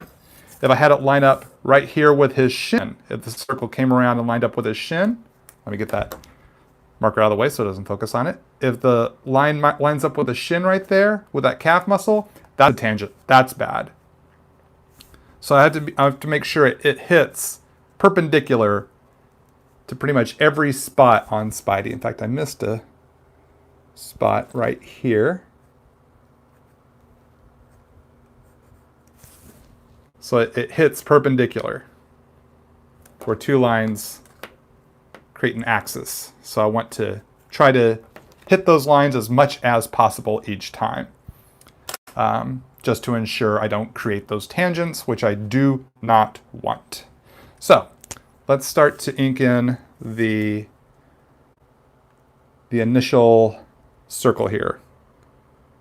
So it's going to be done in sections of color, because we're going to blend it. Going to leave a little white outline around Spidey so we don't lose all that line art. So we're going to start at black at the top, and it's going to fade down to teal.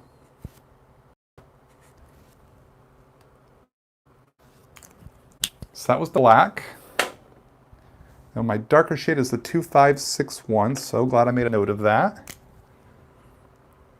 So continuing from the black, we're going to pull down to teal. At least this shade of teal. And then we have the 265. We're going to skip that one and go right to the 2557 to finish off the bottom. Maybe I could use that 2665. Maybe I'll still do it here through this section.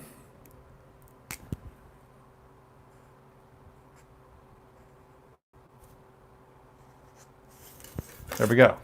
So I have a nice big circle to start filling in, working from darkest color to the lightest color as we work from top down. So it's just going to be straight up black up here at the top.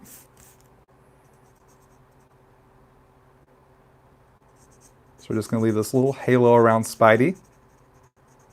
You can choose to go all the way to the line art if you want. Nothing wrong with that.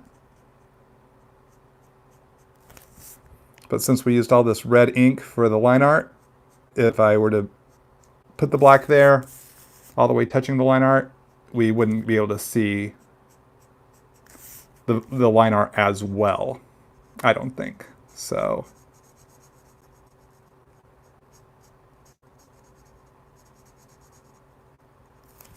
I'm going to leave that open. In fact, I want to use some of this black here in his lenses, just to give it a nice full shade of black.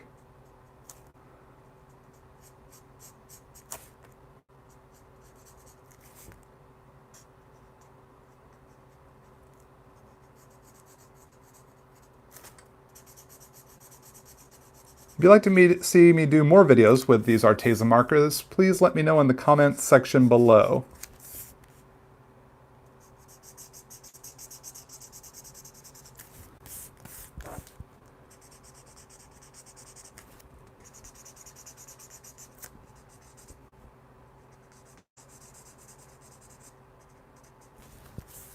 So the circle gives us a nice little background element to help kind of pop Spidey off of the white of the background of the cover.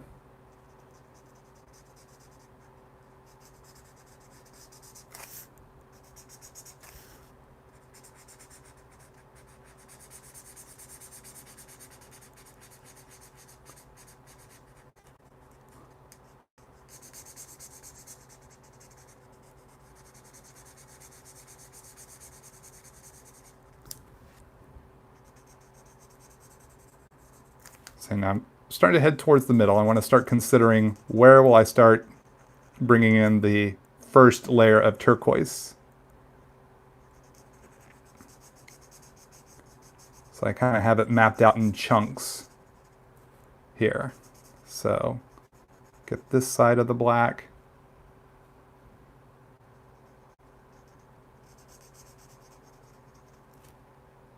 Just a little bit here underneath. About here is where I'll start fading down to turquoise.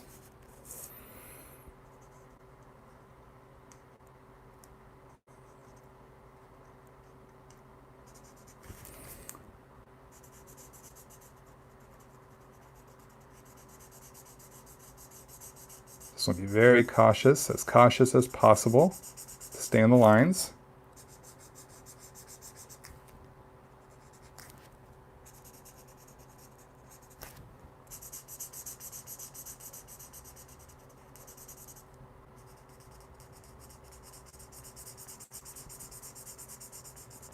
Right about here is where we'll start to fade down to the next shade of turquoise, or it's that first shade of turquoise, I should say, the darker shade.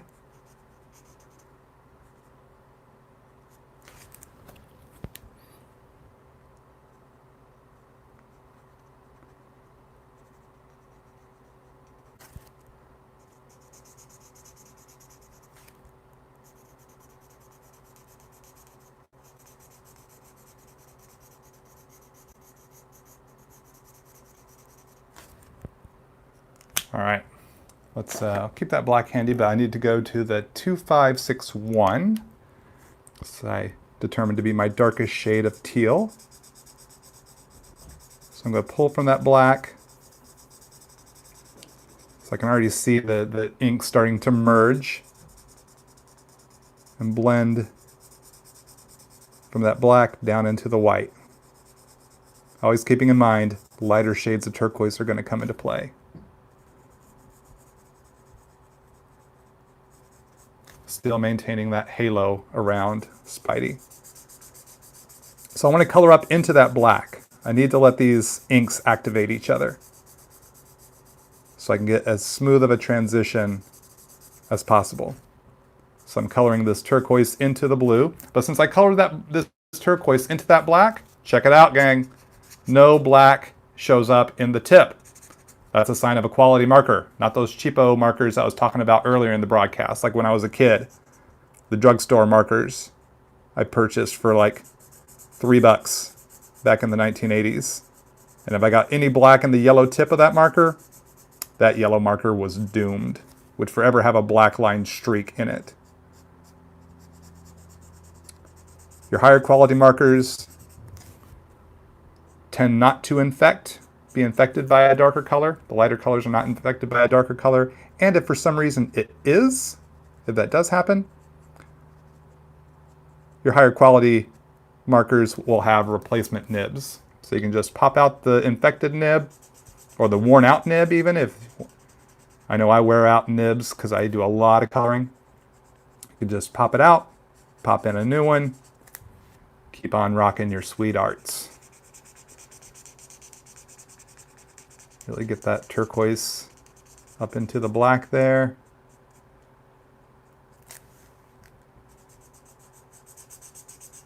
To keep that blending going. Blending markers, the ink is made to react to each other, to activate each other, and to create a new blended color. Almost in kind of like a watercolor type effect, but with marker.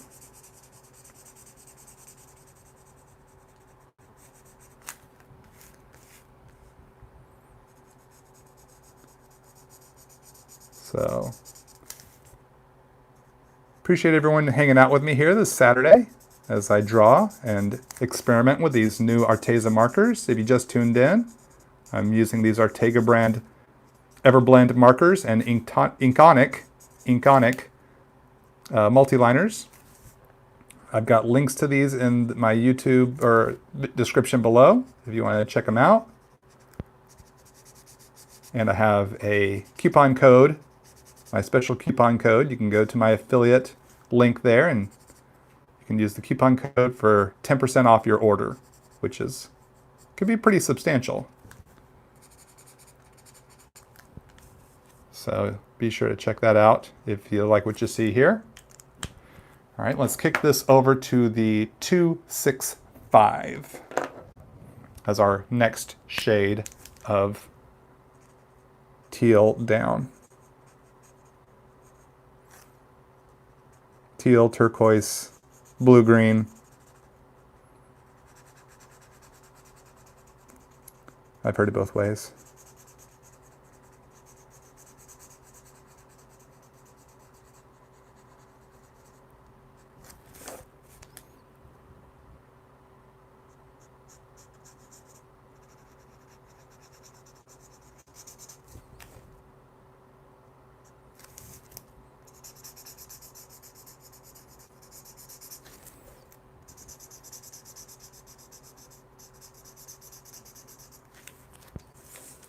Psych reference, yes, someone got my Psych reference. Yeah, Psych is one of my favorite TV shows. And it's been one of my longtime casual cosplays. If you ever seen me posing with a pineapple at a comic book convention, I'm in the middle of doing my Sean Spencer from Psych casual, very casual cosplay. If you haven't seen the show Psych, check it out on Amazon Prime. They have all 8 seasons up on there. Really fun, really funny crime mystery show about a fake psychic detective and his best friend solving crimes in Santa Barbara, California. But filmed in Vancouver, Canada, as many shows are.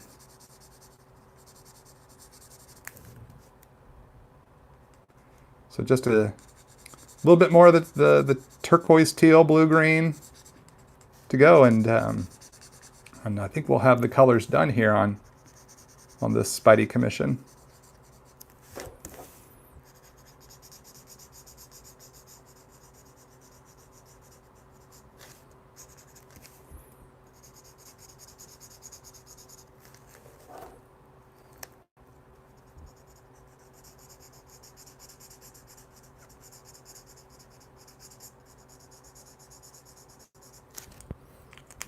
Okay, and then that last shade of teal.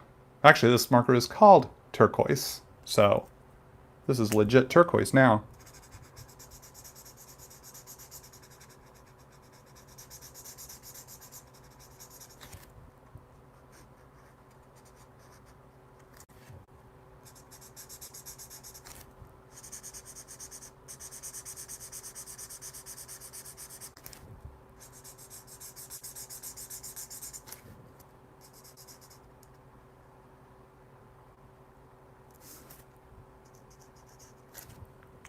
Let's just switch over to the chisel tip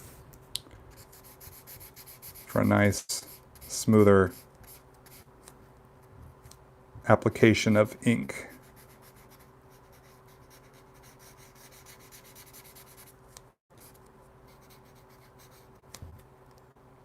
Making sure to color up into that previous shade of turquoise.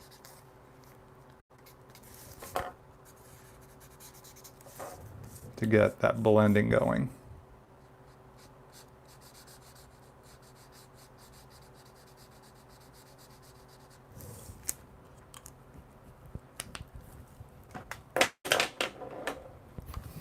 Actually, for a little more of that transition, where are those grays? I want to use a little bit of gray here to pull from this black down into this turquoise.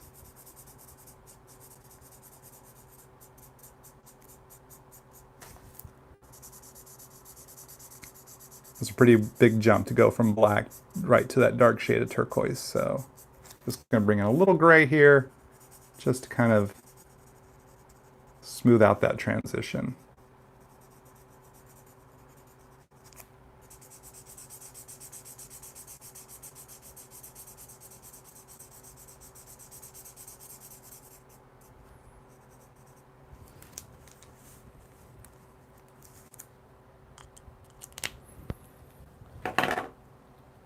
Where's that black? Just want to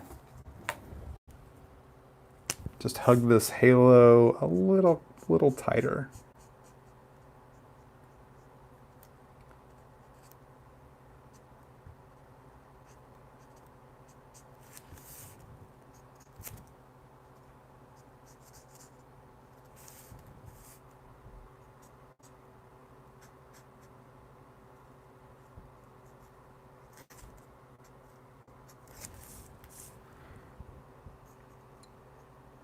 There we go.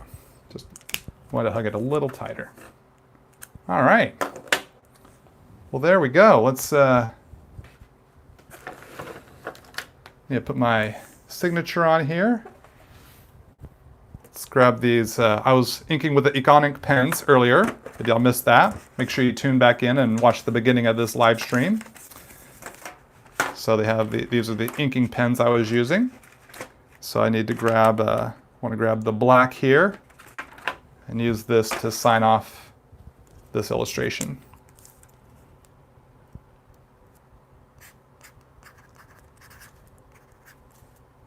And today's date is the 3rd, I believe. Is it not? It is. August 2019. There we go. There's Spidey.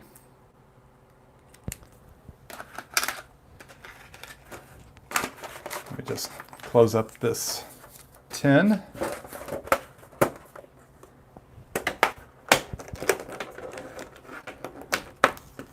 Ugh, everything's sliding off the drafting table. All right, let's flip the camera around. We can chat a little bit more. Maybe I can answer a question or two, and I'll show off the artwork here. And yeah, let's flip this around.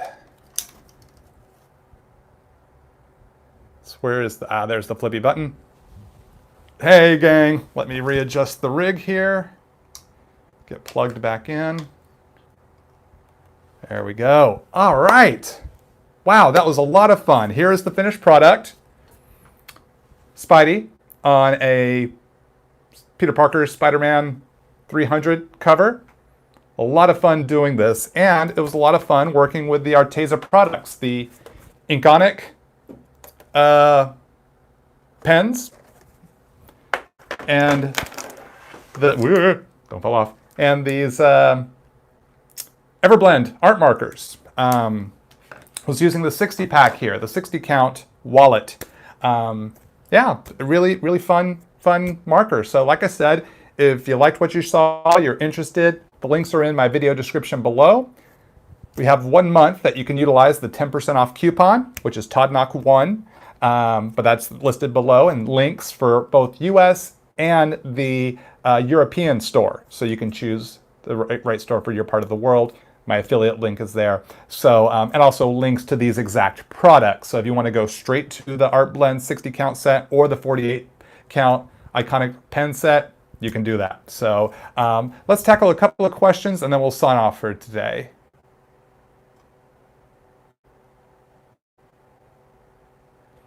Where can you buy these in stores?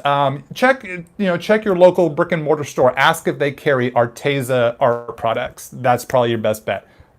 Find out which brick and mortar art supply stores near you. Call them and ask them, or check their website. Most art supply stores, brick and mortar stores have websites. Check them out online. Search Arteza. See if they have them there. Then you can go to the store, test them out yourself, and see if it's the right art marker for you.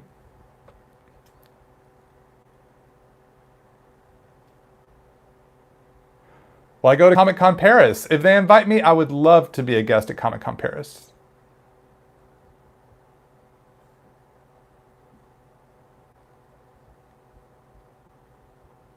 Were these markers comfortable to hold? Yes, they were. They've got this triangular barrel. So yeah, it felt really comfortable, felt natural, didn't feel any discomfort whatsoever. So yeah, I would definitely say I felt comfortable. Who is the most underrated, who is a comic character I think is underrated? I don't know. I haven't thought much about that. Booster Gold, because he's my favorite, at least in DC. Oh no, did I cut myself shaving? Yes, I did. Look at that. Wow. I nicked myself really good. Good catch there. Good catch there. Substandardly subpar. Great handle. Yes. Yes, I did nick myself really good shaving this morning.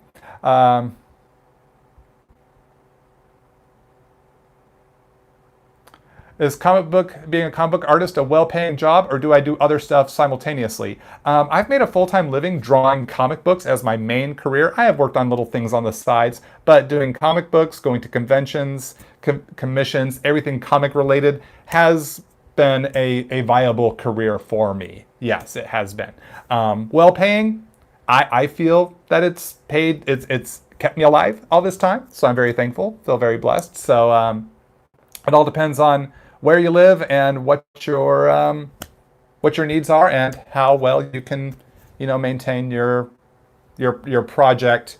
So I say it would vary from artist to artist, depending on the artist's skills, time frames, things like that, as far as making a career out of it. I love it. I have had a blast. I'm thankful that I've gotten to do it for so long. Hope to do it for many, many years to come. Definitely has been my dream job, and I'm very thankful to get to do it. Can I have a banana? Nintendo dude, you want a banana? You certainly have. I have no objection to you having a banana. Feel free. As far as I'm concerned, but check with the people you live with. Spidey suit, the black costume, because that was the costume he was wearing when I started reading comics in the 1980s. Am I a self-taught artist? In many ways, yes, I am. Just from the sheer joy and love and passion of drawing as a little kid, just drawing and just, slowly, incrementally getting better, getting to take art in school, that helped. But learning how to draw comic books, I'm like 90% self-taught in that. Any information I got about how to draw comics was having editors look at my portfolio and telling me everything I was doing wrong, and then implementing those changes for the next so I'd hopefully I've leveled up a little bit more for the next convention, and just repeating that process every 4 months back in Dallas in the late 80s, early 1990s. So learning how to draw comic book art was a lot of that. That was pretty much all self-taught, because I did go to art school, the Art Institute of Dallas. I studied commercial art and graphic design, but they taught zero about art. Absolutely nothing about comic book art. I'm sorry, when I said zero about art, I meant zero about comic book art. They were teaching about art, graphic design, commercial art, things like that. But I took everything I learned there and I applied it to comics. I was utilizing that knowledge and funneling it towards drawing comics, because that was my desired career profession. That was the craft I wanted. So in many ways, yes, I am self-taught. I am also traditionally taught. I went to art school. I went to a full-on art school as well. So it's a marriage of both. And then after I graduated art school, I continued to teach myself other things to do, or keep studying to keep leveling up my game bit by bit. So definitely both.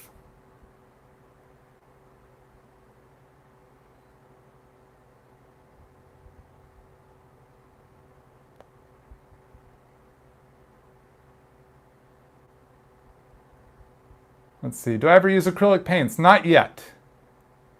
Have I ever drawn Mr. Miracle? I have drawn him in commissions type stuff, but never as, I haven't done any work with Mr. Miracle, but I'd love to. He's a great character.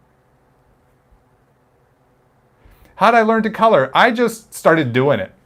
When I started buying markers, started with the Copic markers back in 2009, I just kind of went for it and just did it.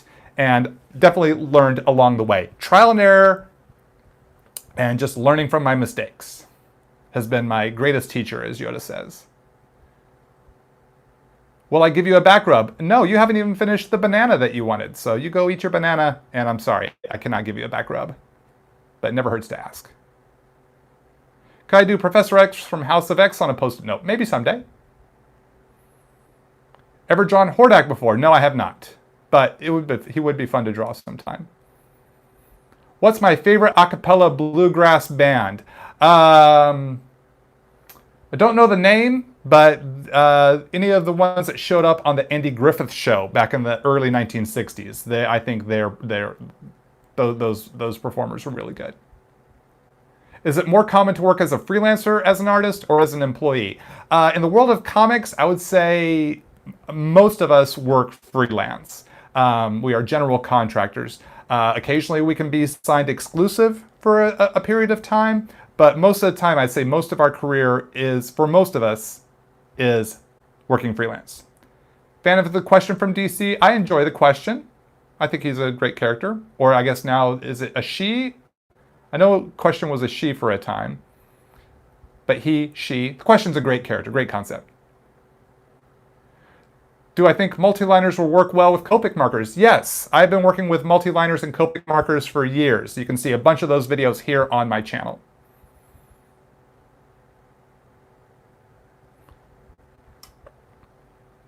Let's see.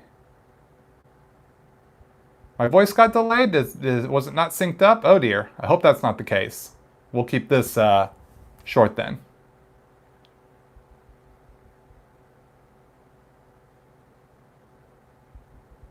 Let's see, this is a pretty long question here. We'll see if we can tackle it. Following up on your comic book job question, how did I get into the industry? Was it by some competition, or did I look for the job? And how did I get the job? Sorry for asking so much. That's okay, I get this question a lot. I'm going to give you kind of the cliff notes, the shorter version of this answer. I went to comic book conventions, showed my portfolio, got critiques, got reviews, got a lot of brutal critiques because I had a lot to learn. Implemented those critiques. Tried to level my art up bit by bit. My first job was for Marvel, drawing an X-Men gag for a humor book, comic book called What The? So going to those conventions, meeting the editors again and again paid off for me in that sense. But it was still going to be a little bit longer till I got my full-time break in comics. That came in maybe 2 years later, year and a half to 2 years later. I had been making my mini comics of my creator-owned characters, printed at a Kinko's on 8.5 by 11 printer paper, folded in half, stapled. Buddy from art school took my mini comics, unbeknownst to me, showed them, and I'd been sending in my samples to Marvel, DC, every Image Studio, Dark Horse, sending in my samples, getting rejection letters. Didn't let that stop me. In between doing samples, I'd make my mini comics. My art school buddies my buddies from art school took my mini comics to a convention, showed them to an artist who worked for Rob Liefeld, creator of Deadpool, one of the founders of Image Comics. That guy liked them. He took them back, entered them into the Extreme Studios talent search. Rob liked them. I get a call 3 days later, Rob saying, I saw your mini comics, dig your work, I want you to come work for me. About 2.5 months later, 3 months later, packed up, flew to California, started working for him the next day. And that was in the mid-1990s, and I've been doing comics ever since. But so that's kind of how you kind of get noticed, is to go to conventions, show your portfolio, get critiques, start building relationships with editors. Now social media exists. Post online, post on your Instagram, your Tumblr, your Facebook, your Twitter, post your art there. and have your contact info easy to find on any social media. So if an editor somehow follows, say the Spider-Man editor's following the Spider-Man hashtag on Instagram or on Tumblr, comes across your art, oh, this person intrigues me. They click on it, they see your account. Wow, look at all this. This is some pretty cool stuff. Oh, they've got some sequential art here. I like how they tell a story. I could use this artist on a certain story I'm putting together. I need contact info. Where's their email? How do I DM them? They don't have this activated or available. Make sure that info is easy for them to see, so it makes it easy for them to contact you because they got a lot going on. They need to make it easy for them so that they can go, oh, boop, boop, boop, send you an email. So that is a way I've heard some artists have been discovered, is on social media as well. When social media started up, I was already in the industry. I'd already done 2.5 years with Rob Liefeld. I'd already done 5 years on Young Justice, and was just now starting to work for Marvel on Spider-Man when social media started to become a thing. So I already had a built-in audience from all these comics I had worked on prior. But great question. Hopefully that helps you out. So we'll tackle a couple of more and then we'll sign off. What level of art do you have to what level of art do you have to make it as an artist? In the world of comic books, they say you don't have to be perfect. You have to be good enough for an editor to take a chance on you. I know my art was not perfect when I broke in, but it was good enough. It was good enough for them to say, we see something, we want to foster that.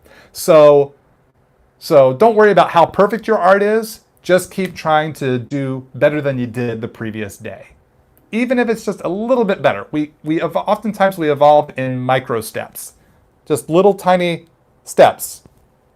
Sometimes we get big jumps, but those are rare. Don't always count on just big jumping all the way to masterfulness. We'll just say that's a word. Every illustration is a drop in the bucket, and hopefully you're filling up bit by bit by bit. That's my best advice and answer to that question. So I'm probably going to need to sign off here. We'll tackle 1 or 2 more questions. This is going to be, this is about an 1.5 hour long video. So let's see. Nintendo dude, you're asking far too much of me. Will I buy you dinner? I'm sorry, I can't buy you dinner. I don't even know where you are. So I think, yeah, wait a second, you were eating a banana before. You should be fine. So glad you're here, Nintendo dude. Let's see. Do I draw all from memory? No. I draw much from memory. I draw much from imagination. And I also look at real life. I use real life reference. If I need to draw a TV or a DVD VCR combo machine, in case I'm doing a flashback of a story, I'll look at that so I can get the details right. I can draw it rough enough from memory, but if I want to get some specific details, I'm going to Google search it. I use Google image search for so much. If I have to draw a jet fighter, a helicopter, a cow, a horse, a certain facial expression, like a person like screaming, you know? And I don't want to use just my face so that every character ends up kind of looking like me, but to see how different shaped faces, how the muscles pull in different ways. I'm going to look to real life reference and then filter that through my imagination and creativity and onto the page. Not necessarily going to render it just the way I see it, but it's going to help inform my translation of what I'm trying to do on the page, what I envision for the scene of whatever comic book I'm doing. How can I utilize reference to give that flavor of accuracy in what I'm trying to illustrate? And certain things need it. I can't remember. I have not seen a helicopter close up in real life. I have not walked up and touched a helicopter. In all my life, I have never seen a helicopter close up. I've seen airplanes. I've ridden on many, many airplanes. So I know what those look like. Probably more so from memory than I would say a helicopter, especially like a military helicopter. I can kind of vaguely remember how to draw that from seeing them in movies. But if I need to get all the really specific details to really bring home that illustration, I'm going to research it. I'm going to pull up reference so I can get better accuracy in whatever it is I'm drawing. So it just hones it in just tighter. So memory, imagination, and reference. These are the three arenas that I work in to create any illustration that I'm working on. It can be, and it's a sliding scale on how much of each of those I utilize, but it depends on what I'm drawing and what my desired end goal is. Gang, thank you so much for hanging out with me. I'm sorry I couldn't respond to every question, but I do appreciate hanging out. Please do come join me on Instagram. I do Q&As on there all the time. I might do a Q&A on there right now so that I can hype this live stream so people can know to come watch it. So come, if you want to continue the party, come join me on Instagram. I'll see how much battery life I have left here on my phone. But thank you so much. Thanks for joining me as I work with these Arteza products. If you liked what you saw here and want to see me do more Arteza product illustrations, let me know. And maybe I'll utilize more Arteza in my illustrations that I do here on my YouTube channel. So let me know if you want to see more Arteza and what you thought of today's video. And I will be posting a shot of this Spidey on my Instagrams and Twitter and Facebook. And I'll try to have a link to that here in the video description here later on today. Gang, thank you so much. I really appreciate hanging out with you. I wish you all the best. You can watch more of my videos here, and don't forget to subscribe, and I'll see you again real soon. Take care, keep on drawing, and keep having fun.